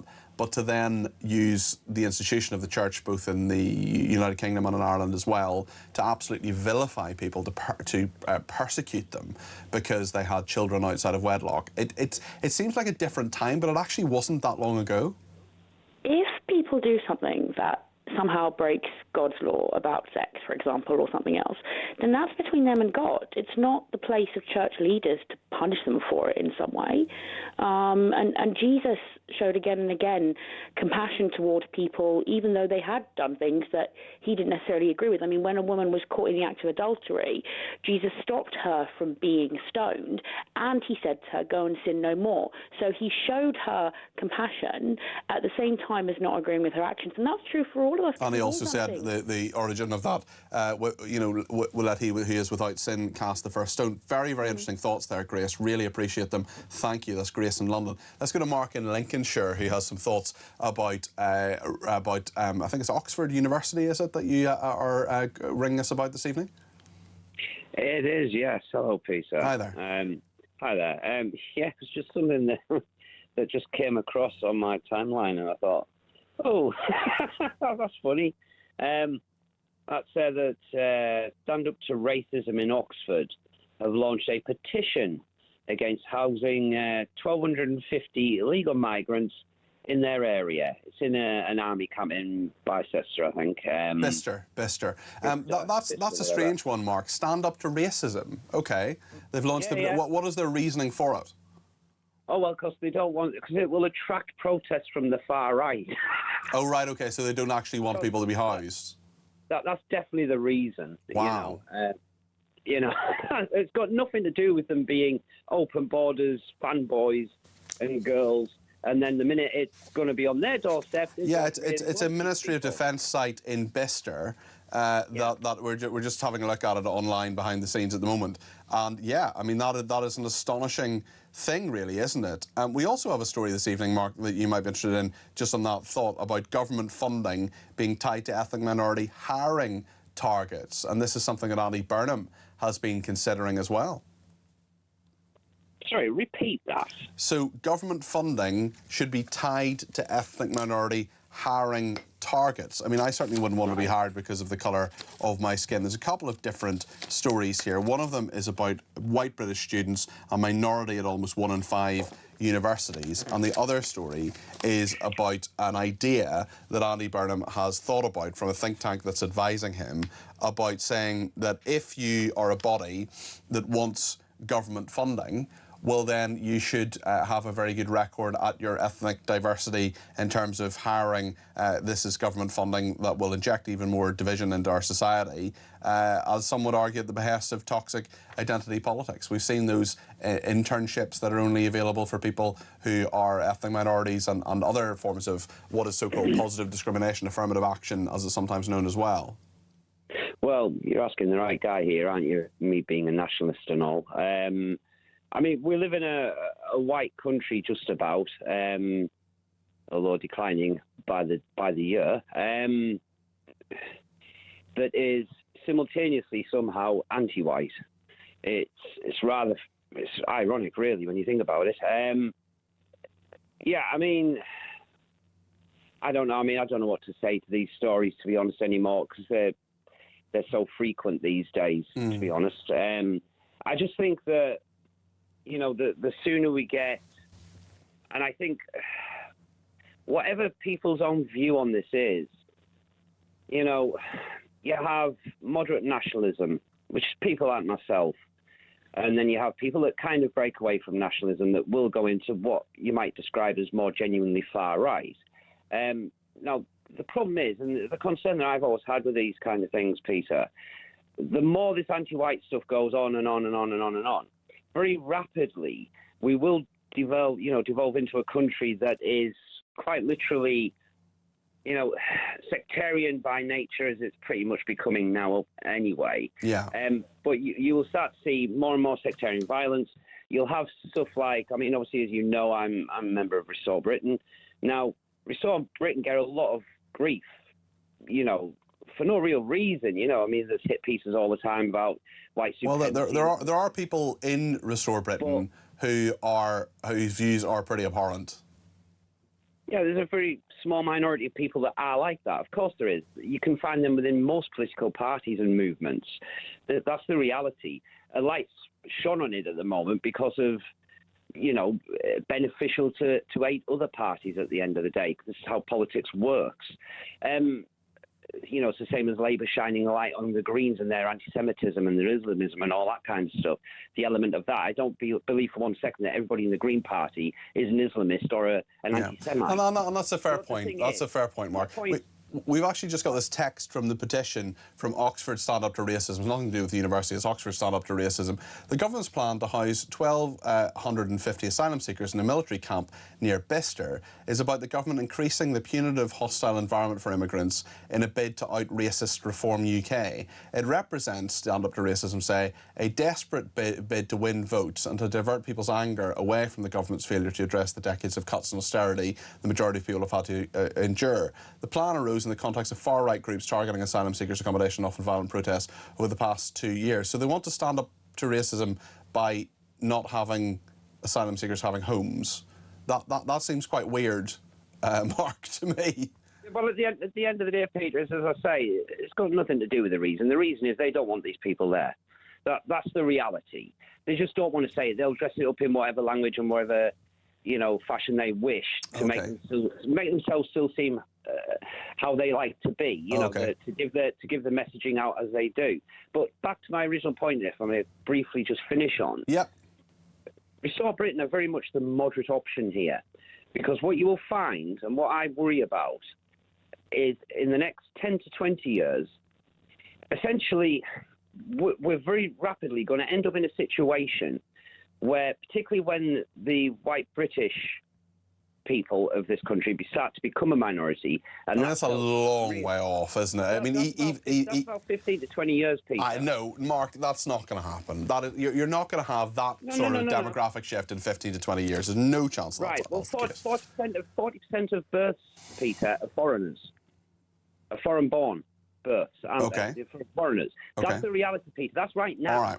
Okay, all right. Mark, listen, thanks for your call. Appreciate it. That's Mark in Lincolnshire. And Joanna's been in touch from Salisbury. She says, hi, Cardi P. Hi, Joanna. Catcalling or wolf whistling must be a generational thing. I can remember in the early 70s, I was about 13 years old. My friend and I were whistled at as we walked by a building site. We went home, changed into different clothes and walked past again to see if we could do it again. Harmless. Clayton in Dartford says, so City Cam probably thinks catcalling is more serious than Muslims raping young white girls. Kind of sums him up, says Clayton. We don't know that he thinks that, by the way, but it's an interesting point. Penny says, good evening, Peter. There is going to be a really serious spate of trouble recently regarding immigrants. The government are putting them into villages, Barnum and Suffolk for starters, while they will outnumber the villagers by 2 to 1, where there is now an empty military barracks. Can you imagine how that village will end up? They will take over without a doubt. No wonder the villagers are so angry. No doubt the government will build a mosque for them, probably pulling down the local church. It's going to happen. Send them back. This has to stop, says Penny. lots more, and Graham has an idea in regard to the England team and how they can adjust to the altitude in Brazil. He says the England footballers should be given Viagra tablets to happen with the thin air. Viagra was originally designed to combat altitude sickness. I'm not joking. That's not a joke. That is funny, but you're absolutely right, Graham. That is the case. That was the original purpose of Viagra tablets, and then there was another purpose to which they were repurposed.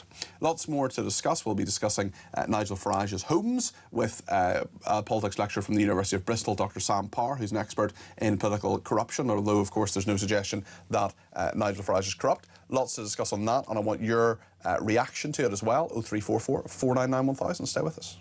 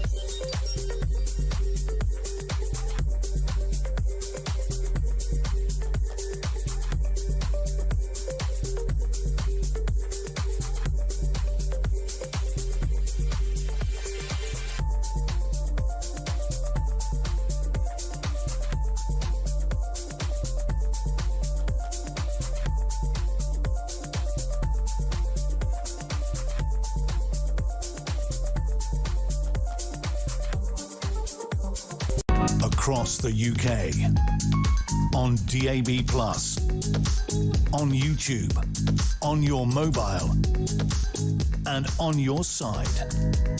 This is Talk. Thank you to everybody who's been in touch. Anthony says, what sensible parents would let their children stay up until 3 a.m, then have to watch them going to bed crying their eyes out after England get beaten? Come on, let's get real.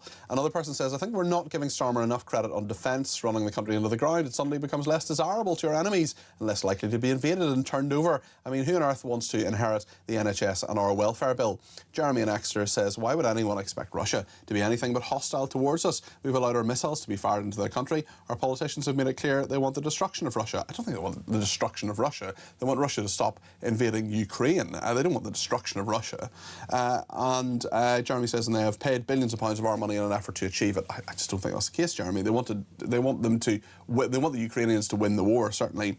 Ukraine is corrupt to the core, says Jeremy, and so is Zelensky. The last democratically elected president of Ukraine was ousted in a coup because it was in favour of friendly relations with Russia. The whole Ukrainian narrative has been clouded in lack of real historical context and lies. Good show, as usual, says Jeremy. Jeremy, thank you for that. I just can't agree with you on a couple of those points, but you do have some points elsewhere. I want to talk about Nigel Farage now, because he is facing questions. More questions. We talked about his bullion selling last night, £22,500 an hour to sell a gold bullion. He's now facing questions as only 2 of his 5 homes are declared. He's come under pressure to clarify his housing arrangement after it emerged he only declared 2 of his 5 properties to Parliament. On Wednesday, it was revealed that Mr Farage, the Reform UK leader, owns at least 5 properties with his partner Laura Ferrari. Both of them have been interviewed by this station previously. I think Alex Phillips interviewed Laura Ferrari a few weeks ago. The pair have homes in Surrey, Kent and Essex worth at least £4 million, according to analysis of land registry data. The homes include Mr Farage's former marital home in Kent with his ex-wife Kirsten Farage, 2 beachfront properties in the Kent coast, a 5-bedroom woodland home in Surrey and his constituency home in Clacton. And questions have been raised about whether they should all be registered with the parliamentary authorities who require MPs to declare any financial interest that could affect their political work. And Jeremy Hunt declares 7 properties. He's the former Chancellor, of course. He declared 7 properties owned by his company and said, I did that because the rules are very clear that you must not do anything improper or anything you could reasonably be perceived as improper. Well, a spokesman for Reform UK told The Telegraph, which has been doing a lot of this investigative work, that he did not register the home used by his daughters because MPs were not required to declare properties if close family members lived there. The spokesman also said that other beachfront property was not declared because it was owned by Mr Farage's company, which is already registered with the parliamentary authorities. There's quite a lot about this, and again I'll ask the question, does it matter to you? Does it make you think more, less, or exactly the same of Nigel Farage? Whatever your thoughts on it are, 0344 499 1000. There are people who are alleging, you know, we have a witch hunt against him. I'm simply reporting the news. This is a story of interest to a lot of our viewers and listeners. It's of interest to me as well. It's also of interest to Dr. Sam Power, and Sam is a politics lecturer at the University of Bristol, an expert in political corruption. No suggestion, of course, that Nigel Farage is in any way corrupt. Sam, what do you make of this? Yeah, it's one of these things that's quite interesting because I think, you know, in terms of the scale of, as you say, corruption scandals, if you will, not declaring whether there's a grey area of whether you even need to a home or one of your homes doesn't really hit the top 20 list of things that are shocking or things that is going to turn you off a politician. But I think what's interesting is it just points to this, if you will, a pattern of behaviour where Nigel Farage does not declare things as opposed to does declare things. And I think, frankly, it probably is causing him more trouble than anything else in this instance, particularly around the homes. Yes, it's very interesting because there's a lot around at the moment, and it does, well, certainly he personally got pretty touchy about a couple of issues, particularly the £5 million from Christopher Harbour. Now, there is a Parliamentary Standards inquiry into that. It hasn't reported yet. On the face of it, Sam, with your expertise, do you think Nigel Farage has done anything wrong in regard to the £5 million? In terms of the £5 million, to me at least, my reading of it, and what's good about a parliamentary investigation as it relates to the Code of Conduct, is it's effectively like watching a football game. This is whether you think something should have been a penalty or not. For example, last night, just before about half-time, which to me at least was certainly a penalty, but to the referee in the England game was not a penalty. For me at least, as it relates to the £5 million, I think that should have been declared, because it's fairly clear to me. What happens is that when you become an MP, you are asked about your interests in the 12 months leading up to you becoming an MP, and if there are any kind of political benefits that you might have gained. Now, Nigel Farage says this is a purely personal gift, but it's from somebody that effectively bankrolled the 2019 Reform campaign, somebody that gave money to Boris Johnson. This is a political actor and someone that gives money to politicians. The key thing to me, at least about the £5 million, is the question of doubt. What the Code of Conduct says is if there is any doubt, you ought to declare it. And in this case, that would be, we would bring some doubt in your mind. This person feels like political. I think I should declare it. So at least for me, I think it should have been declared. And in terms of how politicians are viewed in all of this, Nigel Farage has been pretty Teflon for a very long period of time. There's been all sorts of things that have been thrown at him. I think of the allegations of racism when he was a teenager, for example, which don't seem to have harmed him to any great degree. Certainly he denies that completely. There are, I think, over 30 people who spoke to the Guardian newspaper who were contemporaries of him at the time who alleged, which he denies, that he had made racist comments back then. It's interesting because we live in a weird political society, don't we? Or a weird political kind of atmosphere where sometimes the more you throw at people, the less it sticks. And certainly when you look at Donald Trump, and Nigel Farage is a similar character to some degree. I'm not saying the two are the same by any stretch of the imagination. I'm simply saying that often it's kind of worn as almost a badge of honour that you're being attacked.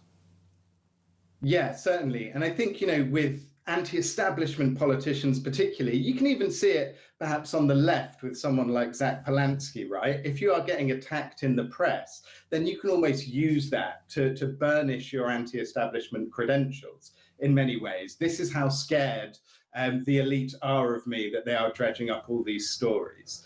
I think, again, the case with Nigel Farage, none of his supporters, or even soft supporters, which I think is important, are really going to care how many homes he owns, which is why it sort of makes sense just to declare them. It is going to be largely a non-story. Well, let me read out a couple of messages just to give a flavour of exactly the point that you're saying there. Andrew in Dorking says, I personally couldn't care less about the properties Nigel Farage owns or the £5 million gift from the crypto guy. It's mudraking. Policy is much more important, says Andrew in Dorking. And Paul, who is a military veteran, who used to work for the police as well, he's in Cornwall. He says, Nigel Farage is a businessman. He deals with the metal market, stocks and shares. He has done for years. People will be far better off looking into other politicians dealing and stop this blatant discrimination against Nigel Farage. The jealousy is beyond belief. I don't care about this 5 million or the fact that he has recently made £270,000. So what?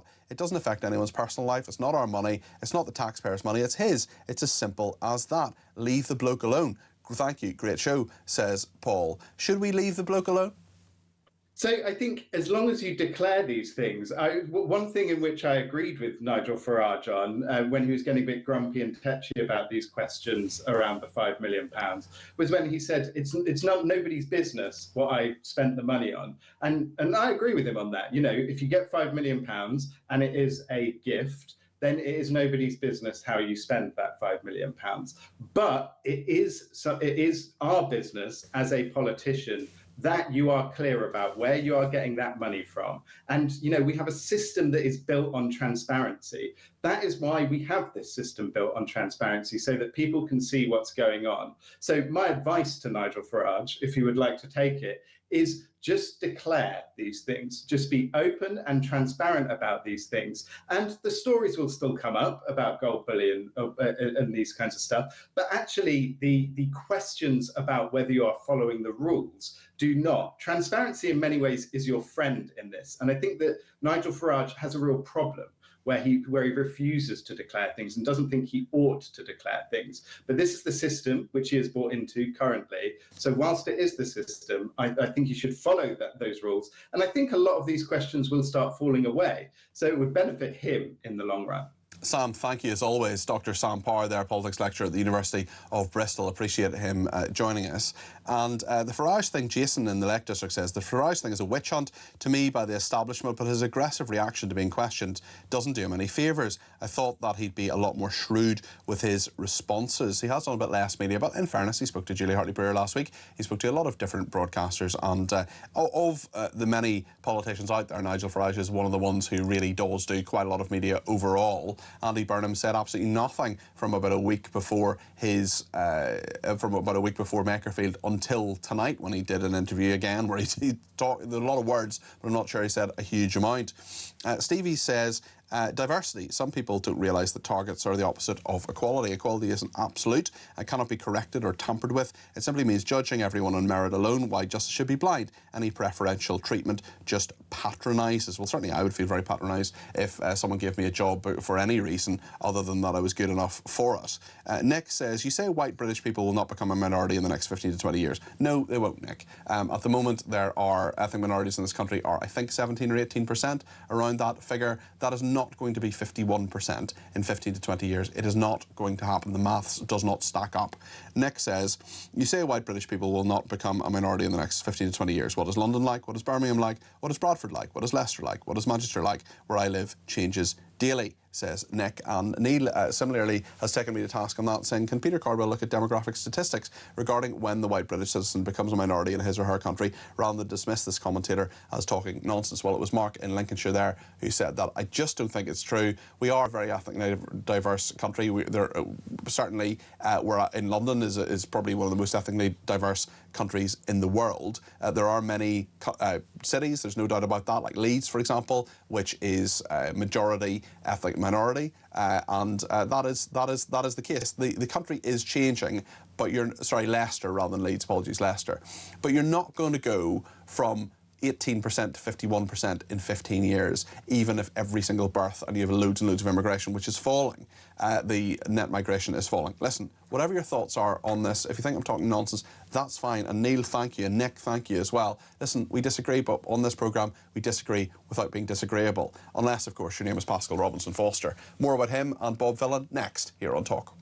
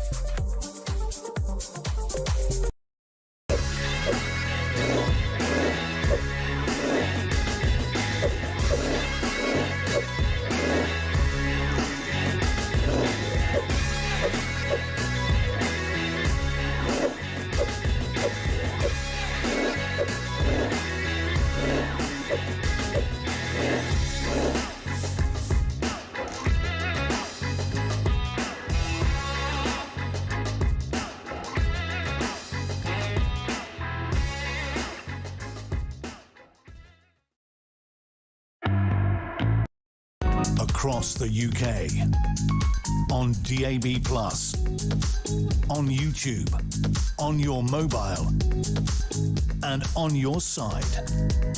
This is Talk. Stevie's been back in touch and he says, as for Nigel Farage, I would far rather have someone rich and successful leading a party because they feel motivated than someone who doesn't have the mental capacity to support themselves unless in political life or as an official. Very interesting thought there. Now then, what are you up to on Sunday?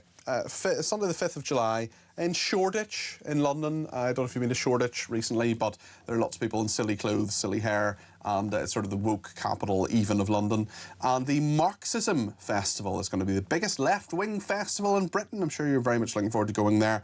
And it brings together meetings, mass rallies, speakers, debates, live music, a culture tent, film screenings and more. So Pascal Robinson Foster's going to be there. He's the scumbag who is the lead singer of Bob Villan, who shouted death, death to the IDF. I led a campaign to try to get him charged with inciting racial hatred. That didn't work. But he's going to be there, as are Zara Sultana. Jeremy Corbyn, of course, is there. Muffin Ali, the Green Party deputy leader, who's a dreadful human being.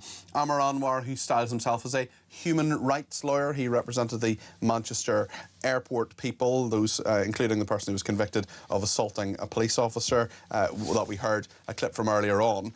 So Amar Anwar, who is of course entitled to represent whoever he wants, but gave a press conference about that and talked about how these were such lovely young men. One of whom, of course, has not been convicted of anything, but he also represented the scumbag who assaulted a police officer, and that police officer actually has spoken to the Times newspaper about what happened to her. Her name is Lydia, and this is a little bit about her experience of what went on when she was assaulted and the reaction to it and her reaction to the reaction. There's a lot in this. It's a really, really interesting short snippet of her interview. She spoke to the Times' Northern correspondent. Let's hear from her. I just remember getting up and, as I say, I was in a state of panic. I remember, like, being in so much pain, but being like, oh my God, it's still on. There was just people everywhere, and there was these other two males, and they were just so like shouting, aggressive, coming towards us, and I was like, who's attacking us, who's not attacking us, and filming it, laughing, just shouting horrible stuff. And in the days after, we saw the lawyer and of the two brothers sitting with the two brothers doing interviews, didn't we?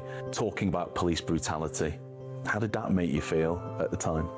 I'll be honest, at the time, it made me feel really angry because I felt silenced. Like, I see so much stuff on social media, so many people making videos about it with their opinion on it, people commenting, saying that we're racist, it's police brutality, and I was like, that's not the full story. Like, I'm the one who's now lying in bed with a broken nose. I was like on my back, barely able to breathe. Like, I would just keep sitting up to breathe properly, and I was like watching all this stuff, with making out that we were the bad guys, and it was quite frustrating, and it did make me a bit angry at the time.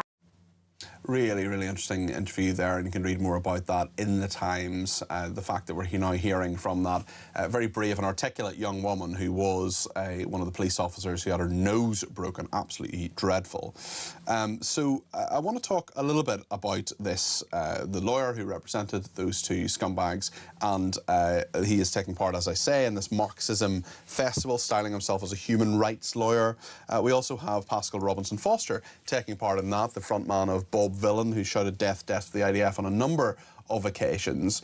Almost unbelievably, he also said from the river to the sea, Palestine shall be free, and which of course calls for the eradication of Israel. Almost unbelievably, he's suing the BBC in the Irish High Court because they have labelled him an anti-Semite. So that's quite interesting. Jake Wallace-Simons, who is a Telegraph columnist and author of Never Again, is with me now. Jake, I'm not sure whether you'll make it to the Marxism Festival. I think your invitation and my invitation to speak alongside Pascal Robinson Foster, Zara Sultana, Jeremy Corbyn, Mothan Ali, and indeed Amr Anwar must have been lost in the post. Jake, it's astonishing we weren't asked.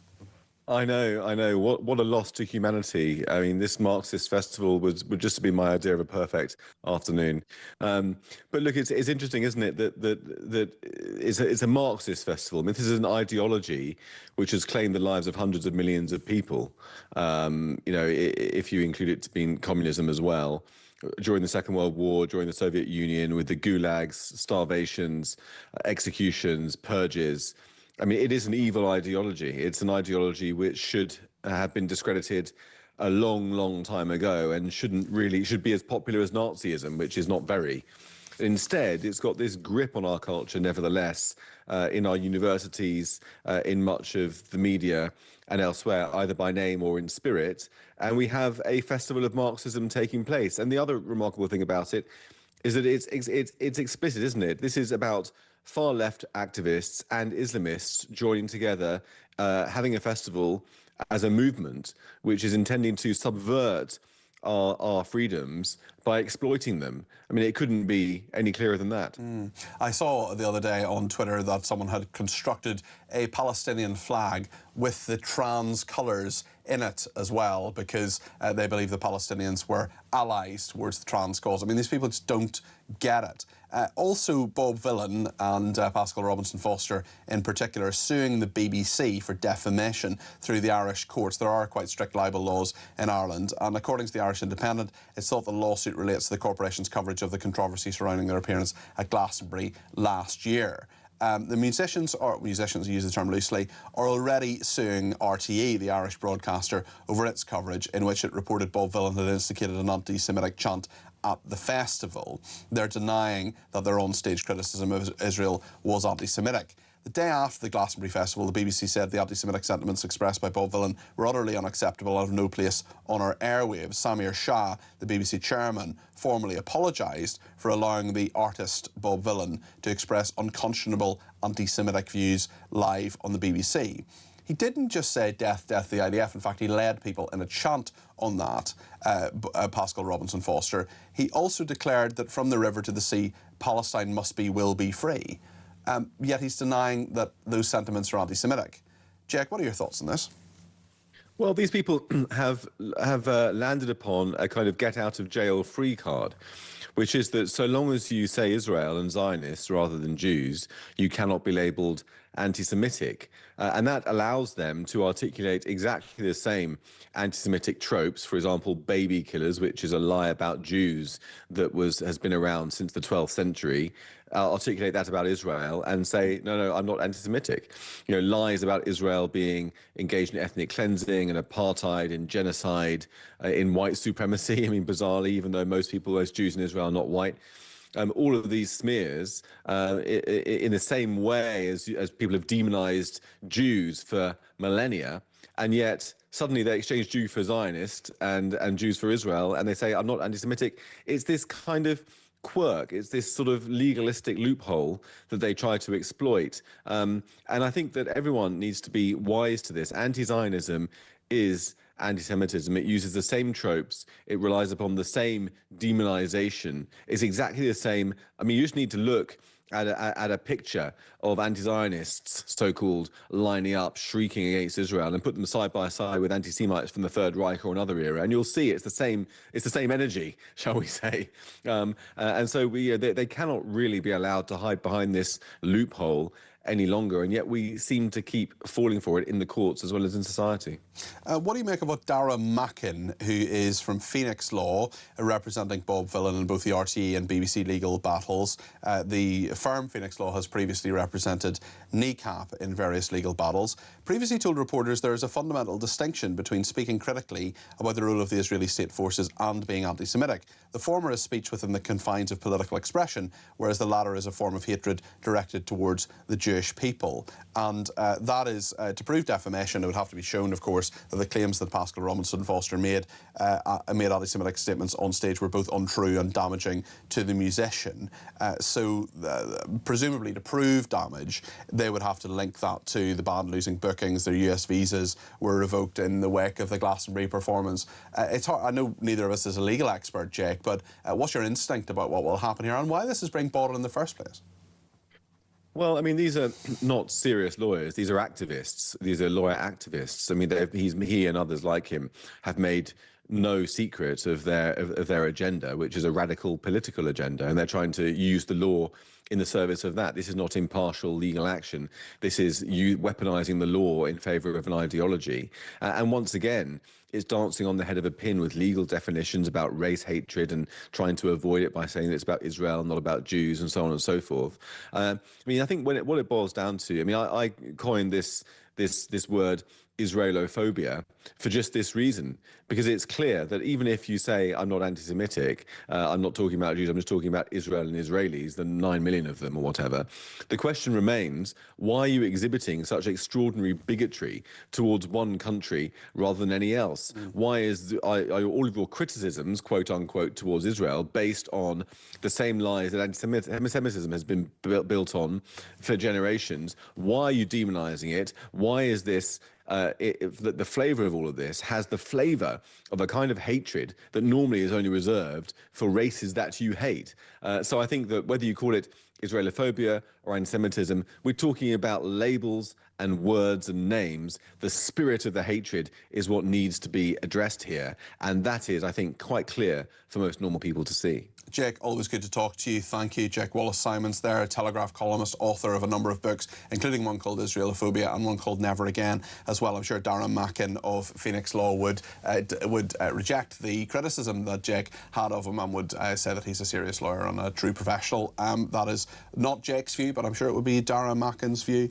Lots to come on this. Rich has been in touch and says, are you saying the British white community will never become a minority? I'm not saying that for a second. I don't know what the future holds. I'm saying that in 15 to 20 years it's not going to happen. They're not going to be 49% white British people in the country. Demographically it's basically impossible. So, Rich, thank you for that. We'll discuss that a bit more because a lot of people have been in touch on that. Whatever you think of what I said or what I am saying or what anybody else in this programme is saying, we'd like to hear what you have to say. 0344 499 1000 is the number to call. We'll get plenty of calls on between now and 10 o'clock. So stay with us here on Talk. We'll talk more about abuse in a second.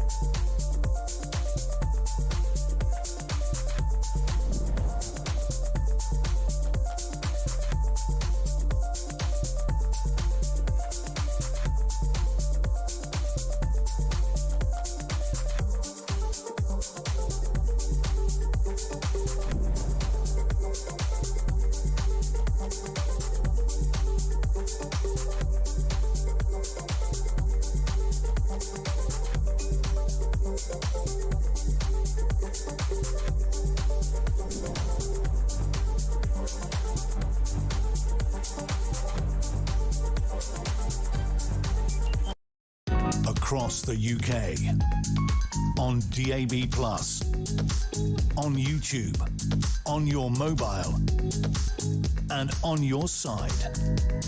This is Talk.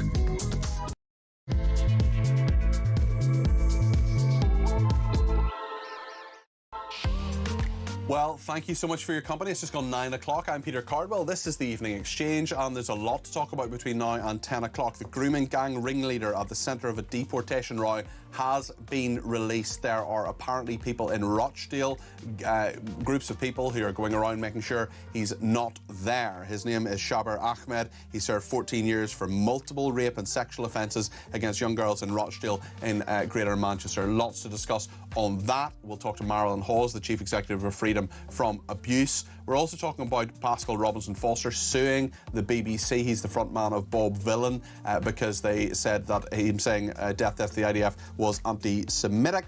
We're talking about that, and we're also talking about demographic change in our country. It's something a lot of people want to talk about. Also, will you be letting your kids stay up to 1 a.m. to watch the England match? Loads to discuss. 0344 499 1000. You can text me at 72222 with the word talk in your text. You can tweet me at talkTV. Follow me at Peter Cardwell. You can send me a WhatsApp text message, you can send me a WhatsApp voice note, or you can give me a ring on 0344 499 1000. Love to hear from you this evening. Lots to discuss here on Talk.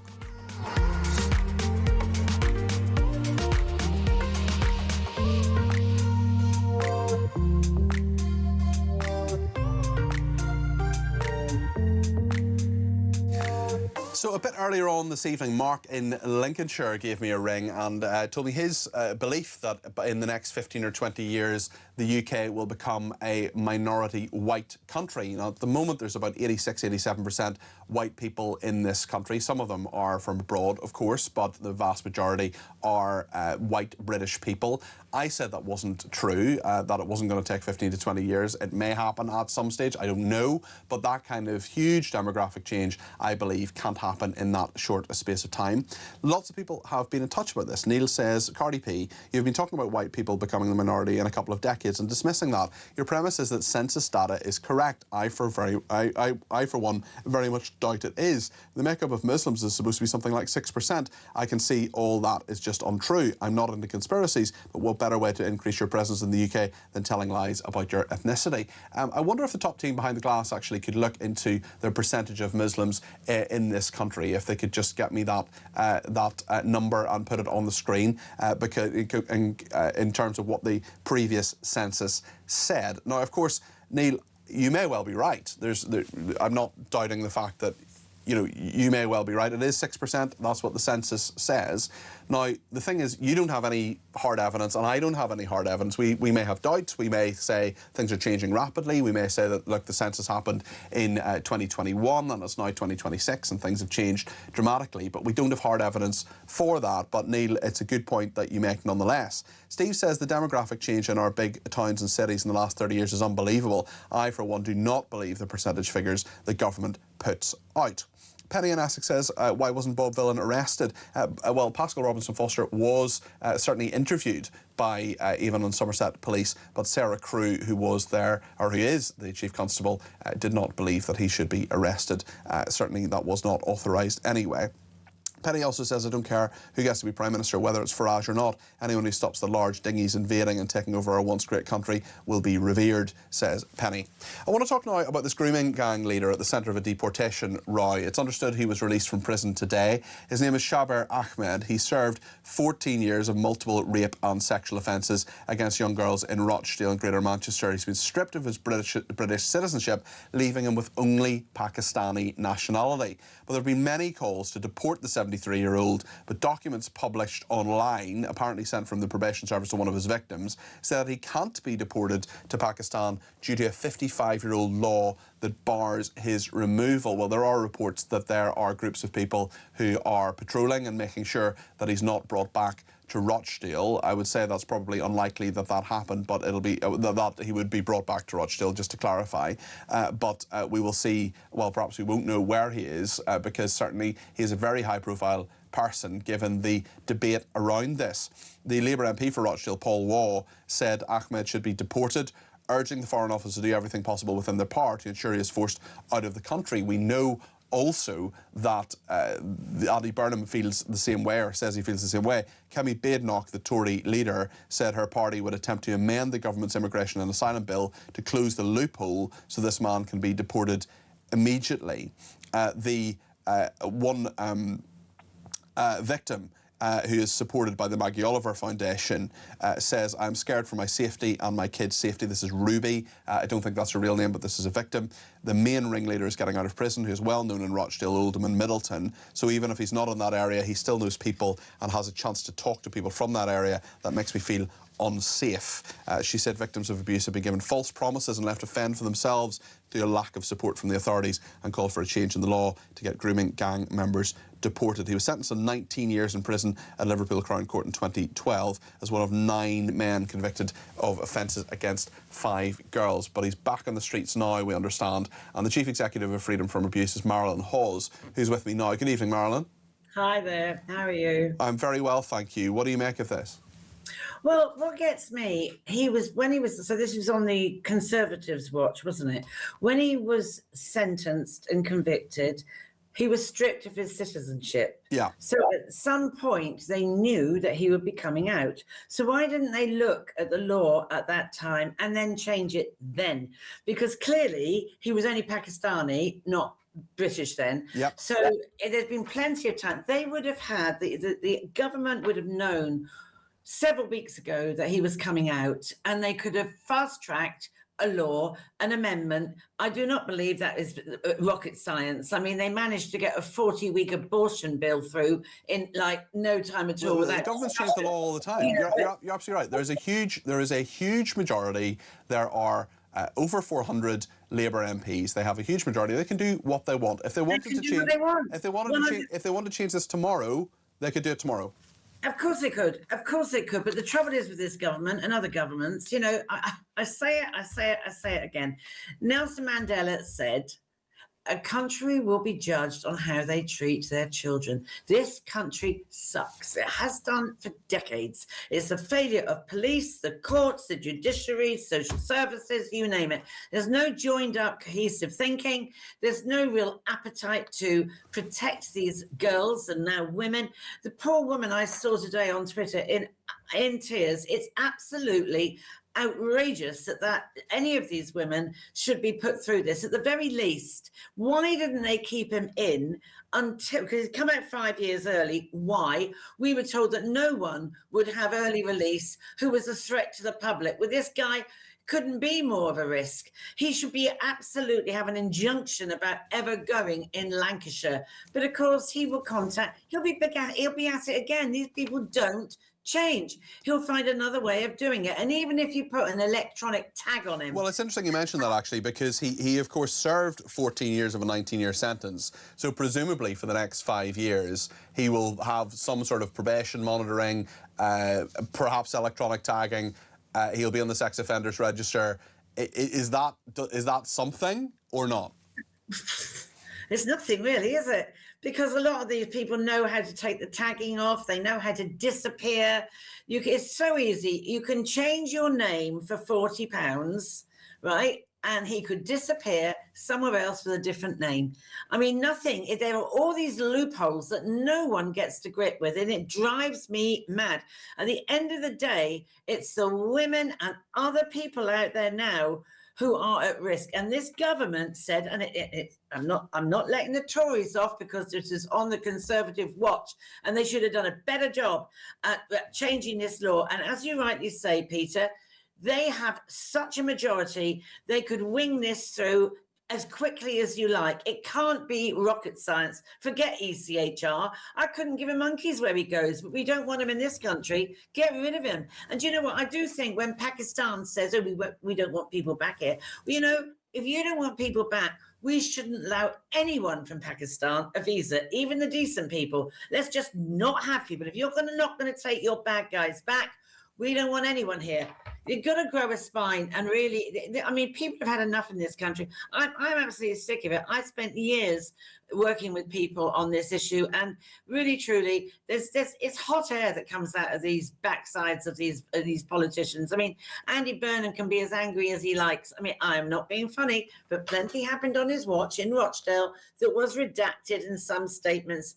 Beverly Craig. He said this evening that he instigated, as Mayor of London, in an interview he did earlier this evening, he talked about the fact that he had instigated a review of what happened in the areas, and that was something towards this. Do you have any faith in that?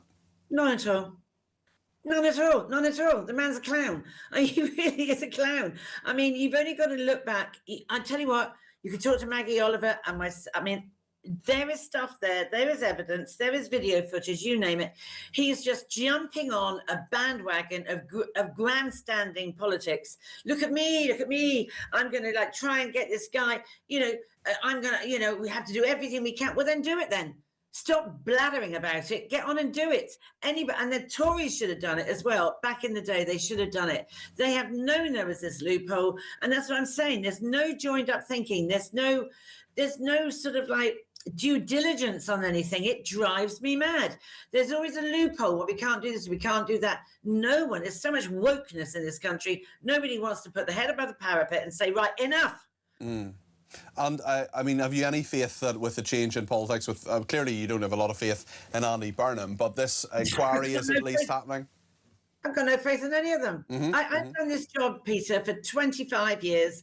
I have never seen any government give a damn about the harm to young people in this country.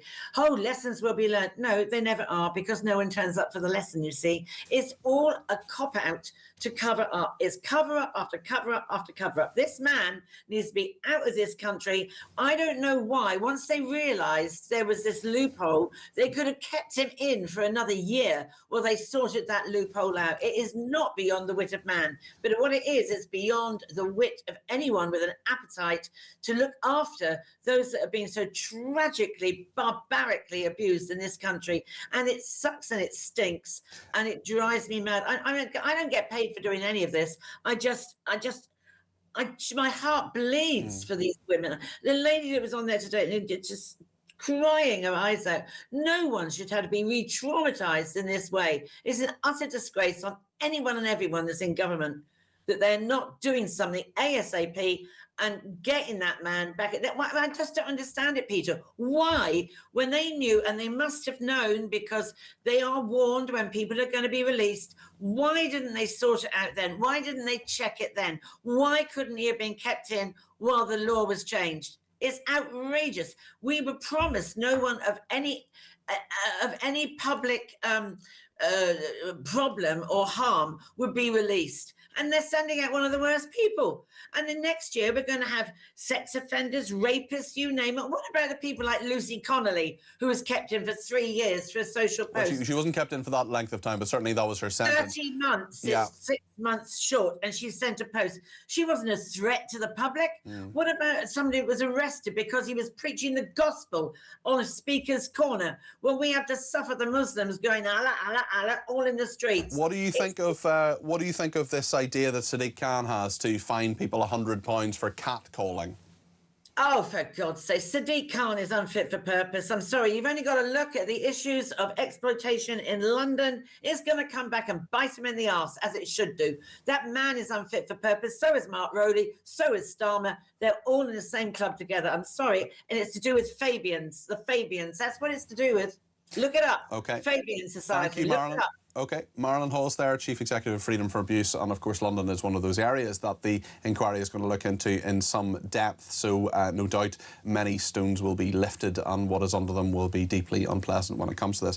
What do you make of this grooming gang ringleader who has now been released? What should happen? The law says that he can't be deported to Pakistan because that 55-year-old law is there. The number 10 statement said we are absolutely clear that where foreign nationals commit offences in the UK, we will do everything in our power to remove them. Well, they're not doing everything in their power to remove them because they're not passing a law which changes the loophole. That is everything in their power. That is quite literally everything in their power because they have the power to do that. They have the power to change the law. They have the power to deport this guy if they want to, and they're not doing that. So they're not doing everything in their power. So demonstrably, clearly, factually, that statement is not true.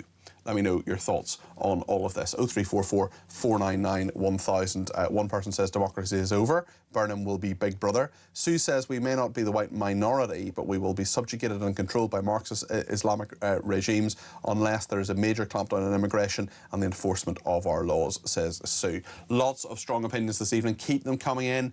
Lots to discuss. We're also discussing this big issue, which a lot of people have thoughts on as well, about whether you should allow your kids to stay up to 1 a.m. to watch England in the World Cup against Mexico. The game is at 1 a.m. on, well, Sunday night into Monday morning. So in theory, if there was extra time, they could be up to sort of 3:30, 4 o'clock, whatever. And then, I don't know, stay off school, go to school the next day. What do you think? We'll speak to your mum in a second. Danielle Nichols will be with us. Stay with us.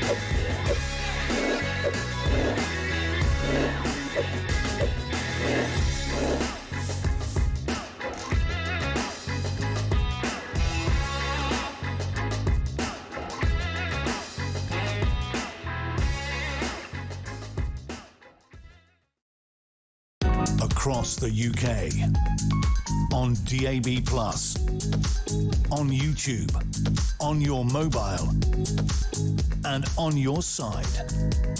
This is Talk.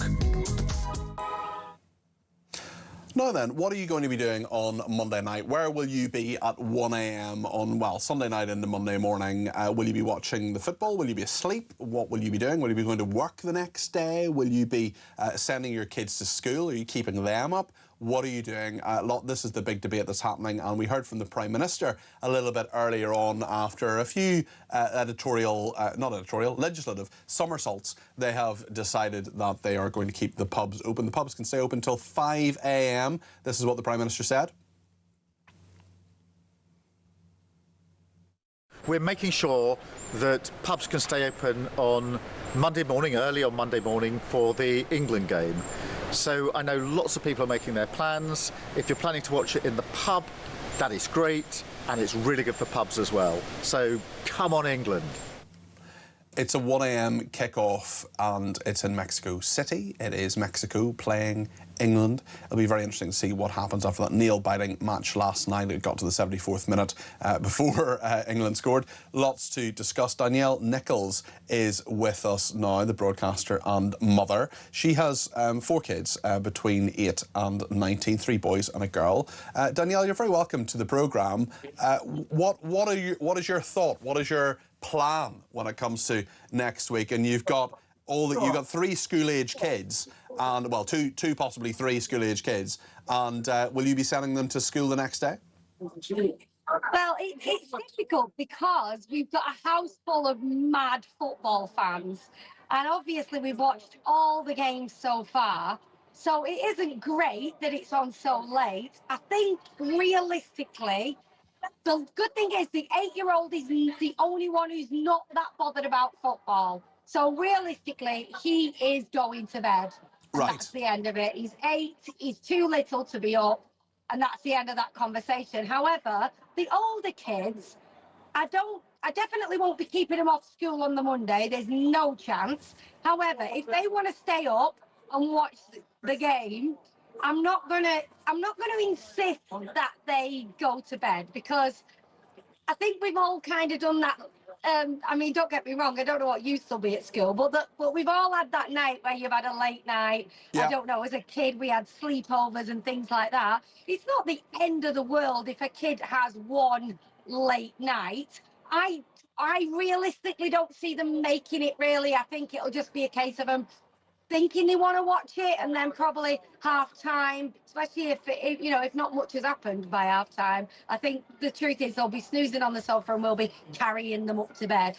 Yeah, it's interesting. Thomas Tuchel, the England head coach, says that kids should miss school in order to watch the World Cup tie. The Education Secretary, Bridget Phillipson, says that she disagrees. She says parents will make decisions about whether their children stay up, how they manage bedtime. I'm not going to insert myself into a discussion among families about how they do that. It's a very late kick-off. I do recognise that it'll probably end up being too late for some kids who will probably have fallen asleep in the city at 10 o'clock, never mind managing to get up at 1 o'clock in the morning. What about a preemptive snooze, maybe sleeping first? Earlier in the evening, or maybe even in the afternoon, and then getting up at 1 a.m. Would that be something that you might encourage your kids to do?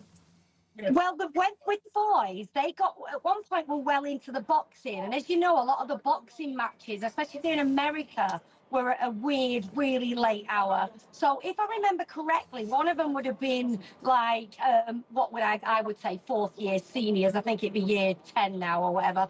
And basically, he had a snooze, set himself an alarm. So he had a few hours sleep, set an alarm, watched the match, went back to bed. And you know what? You've got to remember, kids are quite resilient. I think anything that isn't a pattern, I think if you were, consistent late nights, we all know are no good for anyone, and certainly not good for children learning. But as a one-off, as a one-time thing, I'm quite old school. Like I make my kids go to school if they're not very well. I'm not talking like huge temperatures and really sick, but, you know, a bit under the weather, a bit of cowpole, you'll be all right. Because in real life, Peter, when we become grown-ups, as we well know, we can't have a bit of a sniffle and take time off work. You've just got to kind of take a painkiller and get on with it. So I'm not very, I'm a bit tough with getting him in school. I want them to get their attendance record. I think there's nothing wrong with learning, especially, like I say, I'm not talking about the young ones, but the older kids, especially in high school, there's nothing wrong with learning that, you know, a late night, you feel rough the next day, Yeah. you've still got to well, it's a life lesson, isn't it? It's a life lesson. Well, I've been struggling with a sniffle all week. I can't believe I've got to 25 minutes past 9 without mentioning my cold, which is sort of ending, summer cold. But you're right. I mean, if I don't turn up for work, I don't get paid. That's how it works.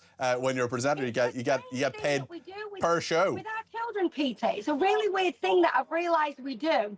The only time anyone really gets any time off is if they're poorly. And it's a strange reward system, because you're almost saying to a kid, if you're poorly, your reward is that you don't have to go in school, because they don't want to go in school a lot of the time. So I'm not talking temperature, can't get out of bed. I'm not talking that. But like you say, sniffles, a bit of a headache, you know, not feeling so great. I don't think it's too bad, certainly in high school, to kind of learn that you've got to get on with life. Yeah, totally.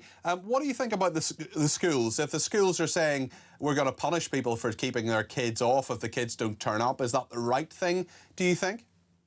I'm sure you know this, especially having 4 children and trying to afford to go on holidays in school term time. In the holidays is near impossible. So I'm going to say all this punish. You know, I don't believe in punish. What about a reward for all the kids that come in on Monday morning? They all get, I don't know, a donut at lunchtime. Why are we are such a society of punish. Instead, say to the kids, look, you know. Well done. Well, I tell you what, well done for turning up. You're here at 9 o'clock. We're going to have a kick about at lunchtime.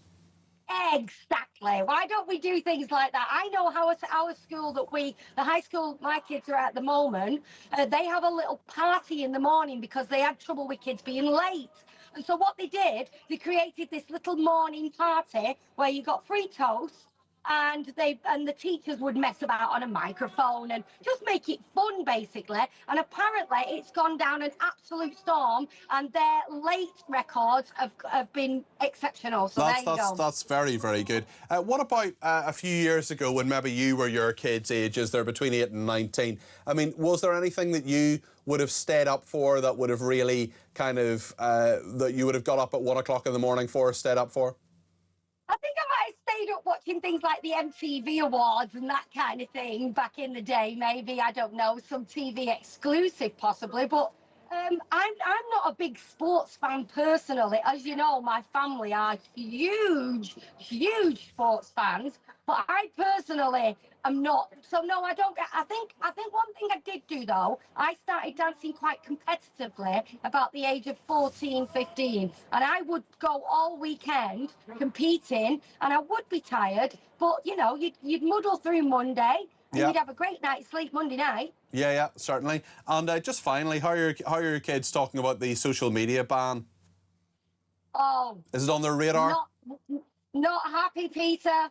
Not happy. We do not have a happy household. I don't know if you know anything, but I think we should educate and not tell people. You know, we're very much a nanny state. It's driving me mad. Stop telling everybody what they can and can't do. What about educating people? Basically, I believe that this is giving free rein to companies to basically just say, well, they're not supposed to be watching it anyway, so you know, they're not supposed to be on it, so now we have absolutely no responsibility for taking care of what your children might or might not see. And I know Keir Starmer said, oh, you know, we didn't let kids drink, but they're still drunk. I think this is a little bit different, because you didn't allow kids to drink until they got to a certain age and then take it away. Do you understand? Yes. No, I know exactly what you mean. Thank you very, very much indeed. That is Danielle Nichols there, who's a mum of 4 kids between 8 and 19. Really appreciate her getting being on the programme. And Ernie says there's really no need to stay up to watch football with all the streaming services. Set your alarm for a couple of hours early, and when you get on, just turn your TV and watch it at a reasonable time. Remember, just don't look at your phone or listen to the news. I've done that. Sometimes it works, sometimes it doesn't. And there's that old joke about the guy gets home, he's going to watch Match of the Day, and he says to his wife, don't tell me about what happened in the football, don't even tell me how many goals there were. And the wife says, oh, don't worry, there weren't any. Zorina says our year 10s have mock exams that week. Monday morning maths, hope the kids arrive, but in what state? And Steve in Sussex says, it's football, for goodness sake. Get the kids in school. Most of them need more, not less school. If you stay off work, fine, you just don't get paid. Would this happen for any other event? It is football, says Steve. Very good point. And Trevor says on the issue we were talking about a few minutes ago, he says the bloke released from prison today will most certainly not be in Rochdale, Oldham or Middleton. He is known and would probably be better off being locked up for his own protection, says Trev, in Middleton. So lots to discuss with all of that. Thank you to everybody who has been in touch, and please do get in touch if you want to make your point heard. And thank you to Mike. He said I could listen to Marilyn all night. What a brilliant commentator. Really appreciate that. Lots to discuss in the next half an hour, and if you want to get your voice on the air, please do give me a shout. 0344 499 1000. We're going to be talking about a couple of other stories in just a second, which are about the government funding and whether it's tied to ethnic minority hiring targets, white students in the minority at 27 different universities, and 1,000 black interns on a legal scheme. It's interesting that Mr. Charles says Britain's population becomes minority white date. My recent research said 2060, not that far away. Well, it depends if those demographic shifts continue, but it certainly won't be the next 15 or 20 years, as I said about an hour ago to our caller Mark. Lots to discuss here on Talk. Stay with us.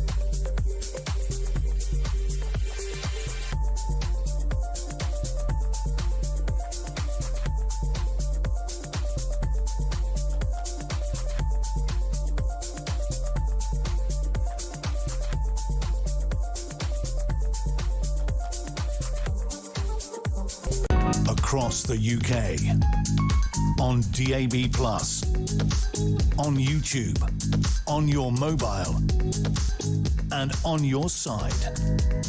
This is Talk. Well, the World Cup is, of course, something that a lot of people are talking about, and we're going to Mexico, and TalkSport will have you totally covered and all of that if you're up at 1 o'clock in the morning. And indeed, we've had a message from, who is it here? It is Joanna in Salisbury here, who says, I got up at something like 3:45 a.m. to watch the moon landings, black and white TV in 1969. It didn't kill me, it drove my mother insane. Joanna, I think that was the right decision. I would have loved to have seen the moon landings. That would have been really, really special. I remember, this is really embarrassing, but there's a sort of dreadful but simultaneously brilliant Australian TV series from the 1980s called Prisoner Cell Block H. I don't know if you're familiar with it, but basically it started running on Channel 5 and it was on at, I think, 20 to 5 in the morning. And I later worked out a way to videotape it. I'm showing my age when Channel 5 started. But for the first 2 weeks, I think I got up at, I had a TV in my room, and I think I got up at 4:40 a.m. to watch it because I was absolutely addicted to Prisoner Cell Block H when I was a teenager. Gosh, that's a long time ago now. My brother was not a fan, let me tell you. Of course, we're talking about things that people are passionate about. The World Cup is one of them. Mexico is going to be a big night on Sunday night into Monday morning. And here at Talk, we're celebrating the summer of football in style. How do you fancy getting your hands on a massive £26,000 in tax-free cash? It could potentially land in your pocket with a few clicks of a finger. Here are the details. For your chance to win, visit talk.tv/win or text TALK to 83338 by 6 p.m. on the 20th of July 2026. Texts cost £2.50 plus your standard network rate. Or send your name and number by post to Comp 1, PO Box 3190, Colchester CO2 8GP, to arrive by midnight on the 23rd of July 2026. 18 plus, UK residents only. So for your chance to win, text TALK to 83338 now. This is a network promotion. Full T's and C's at talk.tv/win. Well, thank you to everybody who's been in touch. And Zarina says, oh no, I've read that out actually earlier, apologies. And Leslie says, I'm sure you'll be able to tell me, Peter, what happens to the donations MPs receive? Do they get to keep them? They do get to keep them, although they're meant to be used for political work, certainly, and that's all meant to be audited and accounted for. But if you give, you know, £100, £20,000, whatever it is, to an MP, they've got to declare it, and it's meant to be used for work purposes, certainly. We're going to be talking about the issue of ethnicity for the next little minute, because Aman Boghal is with us, the founding chairman of Global Britain UK. Good evening to you, Aman. Thank you for having me on the show. There's a couple of stories around. One is that a think tank that has been advising Andy Burnham has suggested that government funding should be tied to ethnic minority hiring targets. So businesses that hire more ethnic minorities and are more diverse could be put up the queue for government funding. What do you make of this? Well, I think it's another sign of societal decline here in Britain. I think, look, let's be honest here.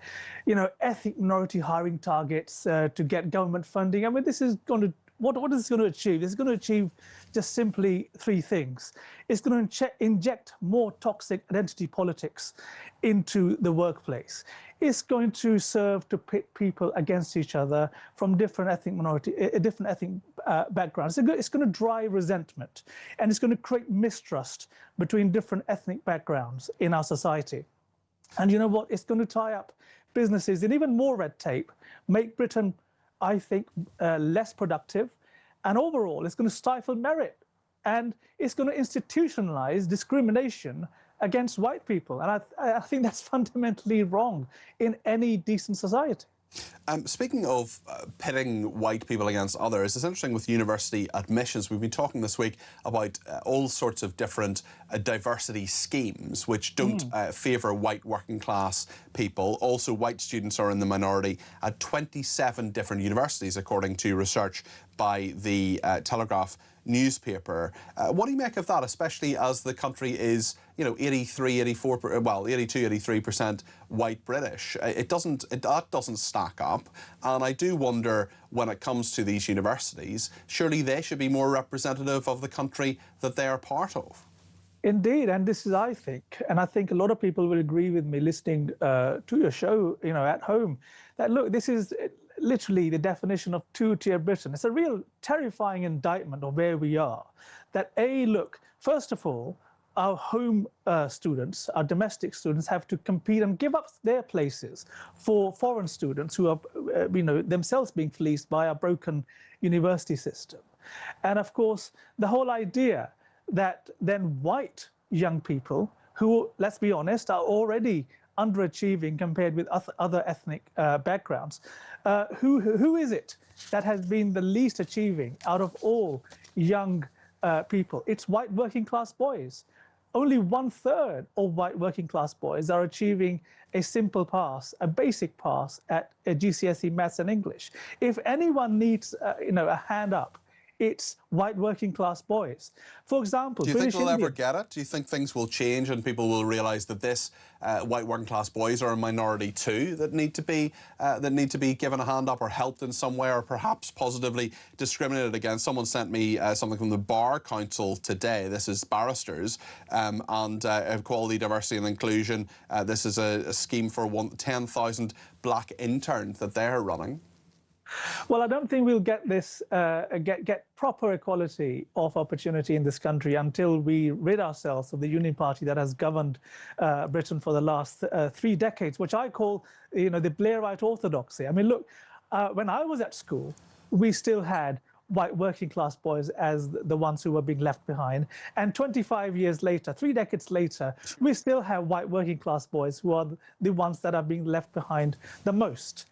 And I think we will need a serious change of direction in this country to end this 2-tier system where, you know what, let's be honest, it's not ethnic minorities that need a hand up. It's not anybody on terms of basis of their skin color that needs to hand up. It's basically, look, we need to help people that really deserve help, that need help, and it needs to be back. We need to go back to basis of being a meritocracy again. It's interesting you mention the Uni Party, which is certainly an idea and a concept that quite a number of our viewers and listeners talk to me about from time to time. Are you including the Conservatives, Labour and the Liberal Democrats in that? And I just wonder what you would think about Reform UK at the moment, because they do seem to be, certainly Farage is under pressure in some ways. They did very, very well in the local elections, not taking anything away from that, but in the recent by-elections they've done pretty badly. Well, I think on the contrary, Peter, I think winning the more than 1,400 seats at local council, doing so well at some of the more local by-elections more recently.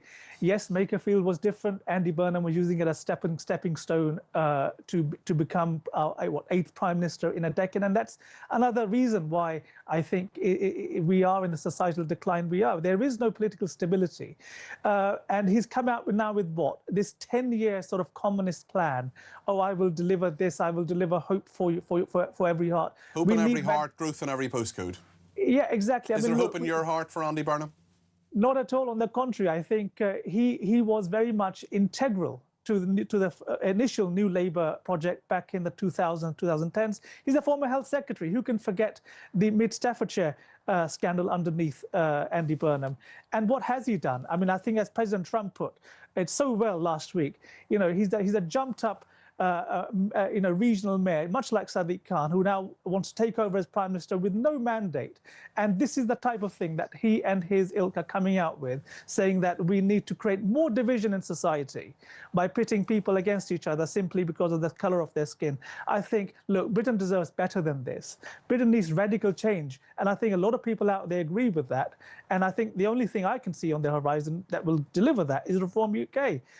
It's what President Trump had to bring in to the United States, a decade ago, and then again, is what Prime Minister Modi had to bring in after 60 years of socialism in India, and that's the type of thing I think we so desperately need here in Britain. Thank you very much indeed for your contribution. That is Aman Bokal there, who is the founding chairman of Global Britain UK. What do you make of what he said? There's a lot to discuss in all of this. 0344 499 1000. I'm really tired, this texter says, of hearing this, we can't do this or deport, etc. The truth is we can do it. We absolutely can do it. But we're choosing not to. That is the truth. They don't want to deport this bloke. If they wanted to, it would and they could. It's a very big difference. You're right, actually. I mean, the government can do what it wants. It says we're doing everything we can to try to change this. Well, pass legislation. That is what you can do. You're it. You're the government. It's not about campaigning. It's not about changing the discussion in the country. It's about doing. Keir Starmer, still in his last few weeks as Prime Minister, has this awesome power and can do what, essentially, when it comes to that anyway, he has a large majority. And who is the MP who is honestly going to vote against that? Show me the MP who says, oh, actually, no, we should keep this guy in the country. I mean, astonishing. And if he'd been arrived here a few years later, he'd be gone. It's because of this law that exists. On grooming gangs, Lorraine says, how about asking Maggie Oliver and the brave rape gang victims on just how effective Burnham is before putting him on a pedestal because he happened to tweet vacuous rubbish? Actions speak louder than words, and this man let down hundreds of girls when he could have stopped so many atrocities. Grandstanding from the not-so-messiah, says Lorraine. Simon in West Lancashire says, Blair's legacy is that power has been removed from the state and democratically elected politicians who are supposed to do the bidding of the British people to the judiciary and the civil service ensure compliance. Unfortunately, as our politicians are all barristers and solicitors, they think laterally and dispassionately through the lens of legal frameworks, adhering to laws and lacking the political instincts to challenge and then change those laws. We need to return power to government and elected officials, which gives me a sly politician over a rigid, cold, detached and a morally void lawyer, says Simon. Very interesting thoughts there. Catherine in Cardiff says, great to hear loud Danielle this evening. I used to love listening to her with Andre Walker on Talk. She's such a lovely, funny, sensible woman. Well, I can tell you, having met Danielle on many occasions in the flesh, that she is exactly the same person on air and off air. She's a very, very nice person. And JT says Danielle is on Peter's show. She's brilliant. What a refreshing dose of common sense. Sally in Islington says, I was kept off school in 1990 when Ireland beat Romania in a penalty shootout. I'm from Irish stock, and there was a party that night in the local pub. My dad wrote my teacher a note the next day to excuse my absence, and she thought it was brilliant. A great memory. Let the kids enjoy it, says Sally. Carol in Liverpool says, I stayed up all night to watch the moon landings. It angers me now when people say it didn't happen. It absolutely did happen, Carol. I don't know if you remember Buzz Aldrin, who someone came up to him one time in the street and said that that the moon landings were fake, which of course they weren't. And Buzz Aldrin reacted rather quickly and indeed speedily with his fists. It's quite a good clip, and it's worth looking up. And of course we don't advocate violence, but I think Buzz Aldrin was very interesting when he did that. Buzz Aldrin actually interviewed him, believe it or not, for Newsnight many years ago in New York when there was a documentary about going to the moon. And he tells a great joke, Buzz Aldrin. He says, let me tell you about this time this thing happened on the moon. And he goes, actually, do you know what? I'll not tell you the joke. You kind of had to be there. Stay with us here on Talk.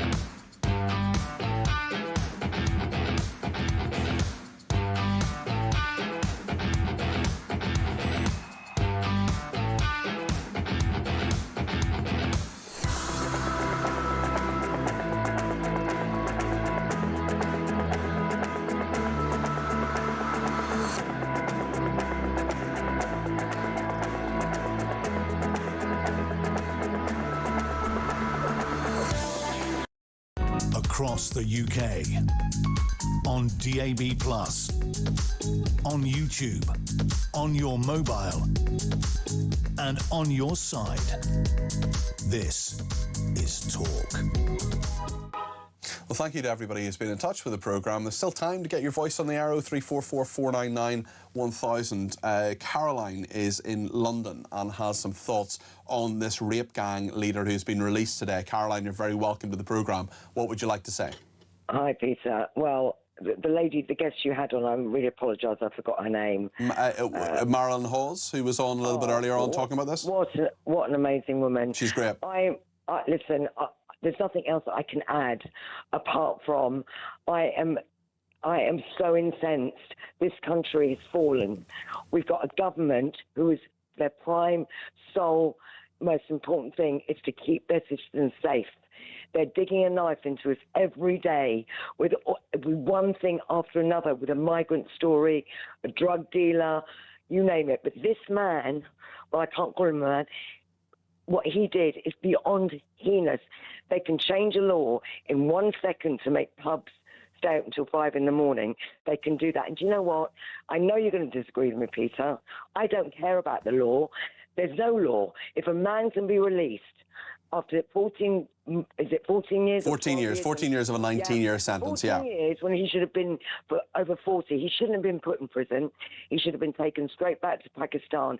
The Pakistani government are willing to take Pakistani criminals back.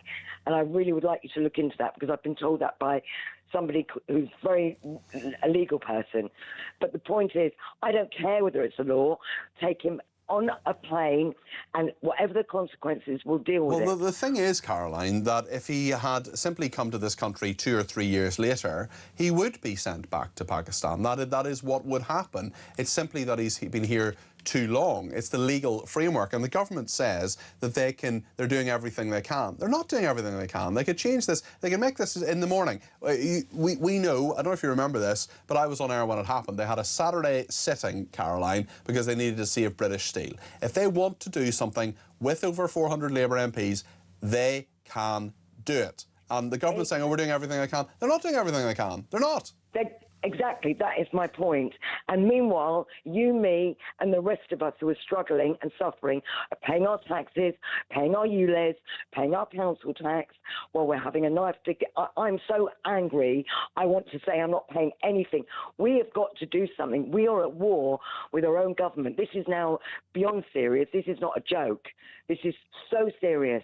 And those poor women, I can't even imagine how they're feeling. And, you know, who's the next one? It is so... David Lammy, I haven't got words, but they're all the same.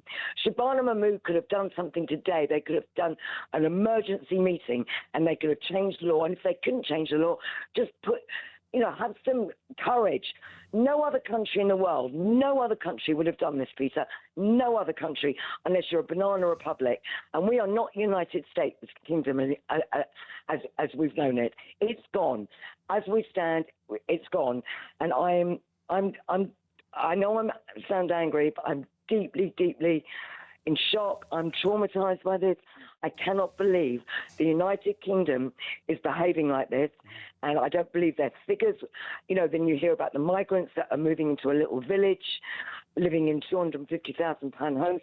Every day on Talk, there's something else. Every day. Mm-hmm. And we talk, and we phone you, and we debate, and we agree or disagree, but nothing is happening, Peter. Do you think Andy Burnham will be any better? Do you think he'll get the message on this? He's so involved with the rape gangs. Just talk to Maggie Oliver. That's all I'm going to say. Well, he's not involved with the rape gangs. We've got to be really careful what we say legally, Caroline. Now, he said he put a review into it. He said he did what he could.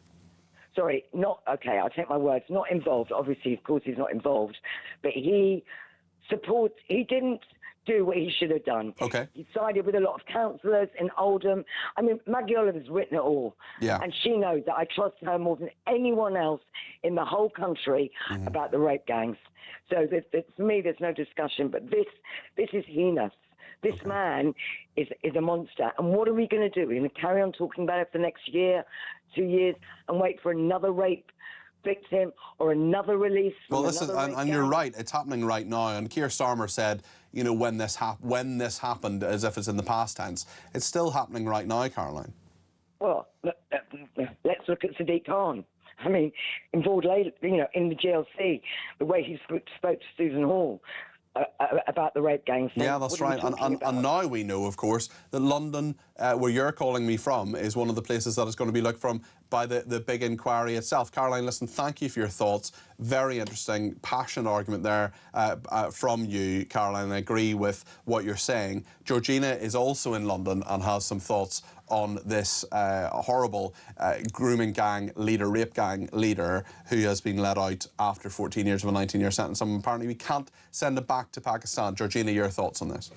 Well, I'm sickened by the fact that they can't change the law on sending this monster back to Pakistan when they can change the law so people can go to pubs on Sunday and watch the football. I mean, that's a really, really good example. They've done that today. They've changed that today. Why can't they change this? Well, they can change it, but they've chosen not to.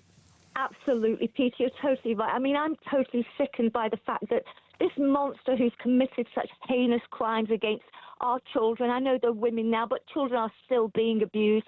He can have more human rights than those of the victims. I've got no compassion, Peter, for foreign criminals who take our kindness for weakness. You know, as far as I'm concerned, any foreign national who commits serious crime like this in this country should be deported, no questions asked. And if his excuse is, well, we'll miss out on our family life, then hard luck, my love. Take your family with you. It's as simple as that. They had no thought or compassion, Peter, for our children whilst they were raping them. So why should we have compassion for theirs? They must not be allowed to continue using their loss of a family life as a ticket to stay in our country. They forfeited that when they committed these crimes, as well as forfeiting their right to our protection. You know, we need someone with a stomach to make and carry out these decisions. It isn't difficult, Peter, to make these decisions, but it's been made nigh on impossible by humanitarian lawyers who are working in direct conflict with the wishes of the British people. Although in this case, I mean, you're absolutely right in a general sense, Georgina. In this particular case, literally, if he'd arrived in the UK 2 or 3 years later, he could be deported. So, I mean, it's sort of a loophole. It's just the way the law is. But as you correctly say, and as Caroline was saying as well, the law could be changed if they wanted to. Number 10 says they're doing everything they can. Yeah. They are not doing everything they can. Well, listen, Peter, if I had my way, my love, I'd have a fleet of aircraft purely for the purpose of returning all the foreign criminals and abusers of our country. This would free up our jails and save the taxpayer hundreds of millions of pounds of their hard-earned cash each year, and we could use that on our defences and our border control, because, my love, if we don't get a grip with this foreign criminal crisis, then this is only going to get exponentially worse, and these heinous crimes will continue and escalate further. OK, thank you for your thoughts. That's Georgina in London there. Thanks to everybody who has contributed to the programme. Let me read out a few more messages as well. Leslie says Angela Rayner has several £1,000s donated by unions for her war chest to enter the leadership challenge. As she is not standing, what happens to the donations? Well, she could spend them on staff, she could spend them on campaigning, or things that she wants to do in her constituency in terms of political costs. That is an interesting one, Leslie. I mean, they were donated to her as an MP, but yes, where do those funds actually go? Al Carnes as well, his wife, it's not his wife, his partner, gave him £20,000, which he has and would have to spend as an MP. Doesn't look as if he's standing. He's gone a bit quiet on that. We are still trying to get him back on the programme as well. Ernie says, I think working class is dying out because there's no work in Britain. It will probably change to be the benefit class. Another person says, we've decided the government can deport and make changes. So the question is, why do they not? They're complicit in the destruction. Try to argue they're not. They can't, as it's true. Another person says, Labour said the far right are divisive, yet they are causing division with this DEI delusion. No wonder citizens are angry. DEI, free houses for migrants, etc. In terms of staying up for things, what you stay up for, Margaret in Birmingham has been in touch. She says, Torval and Dean skating Bolero, that was well worth setting the alarm for. And Marilyn, great interview. I remember staying up quite late one Friday night Torval and Dean were kind of back. They had a revival and they were skating again. I can date it, actually. I was in primary 6, so that would have been somewhere in the region of 94, 93, 94, something like that. So Margaret, certainly, I remember, I don't think I stayed up for that specifically, but I was up late anyway. For that, I probably should have been in bed. Dee in Chesterfield says, Peter, you big tease, you know very well that everyone is desperate to hear the Buzz Aldrin joke. No, that's the joke, Dee. The joke is Buzz Aldrin says, let me tell you about this thing that happened on the moon. Oh no, you had to be there, so you had to be on the moon, which he was, and lots of other people weren't, of course. Vast majority of people are not, because only a few people have been there. So that's the punchline. I gave you the punchline.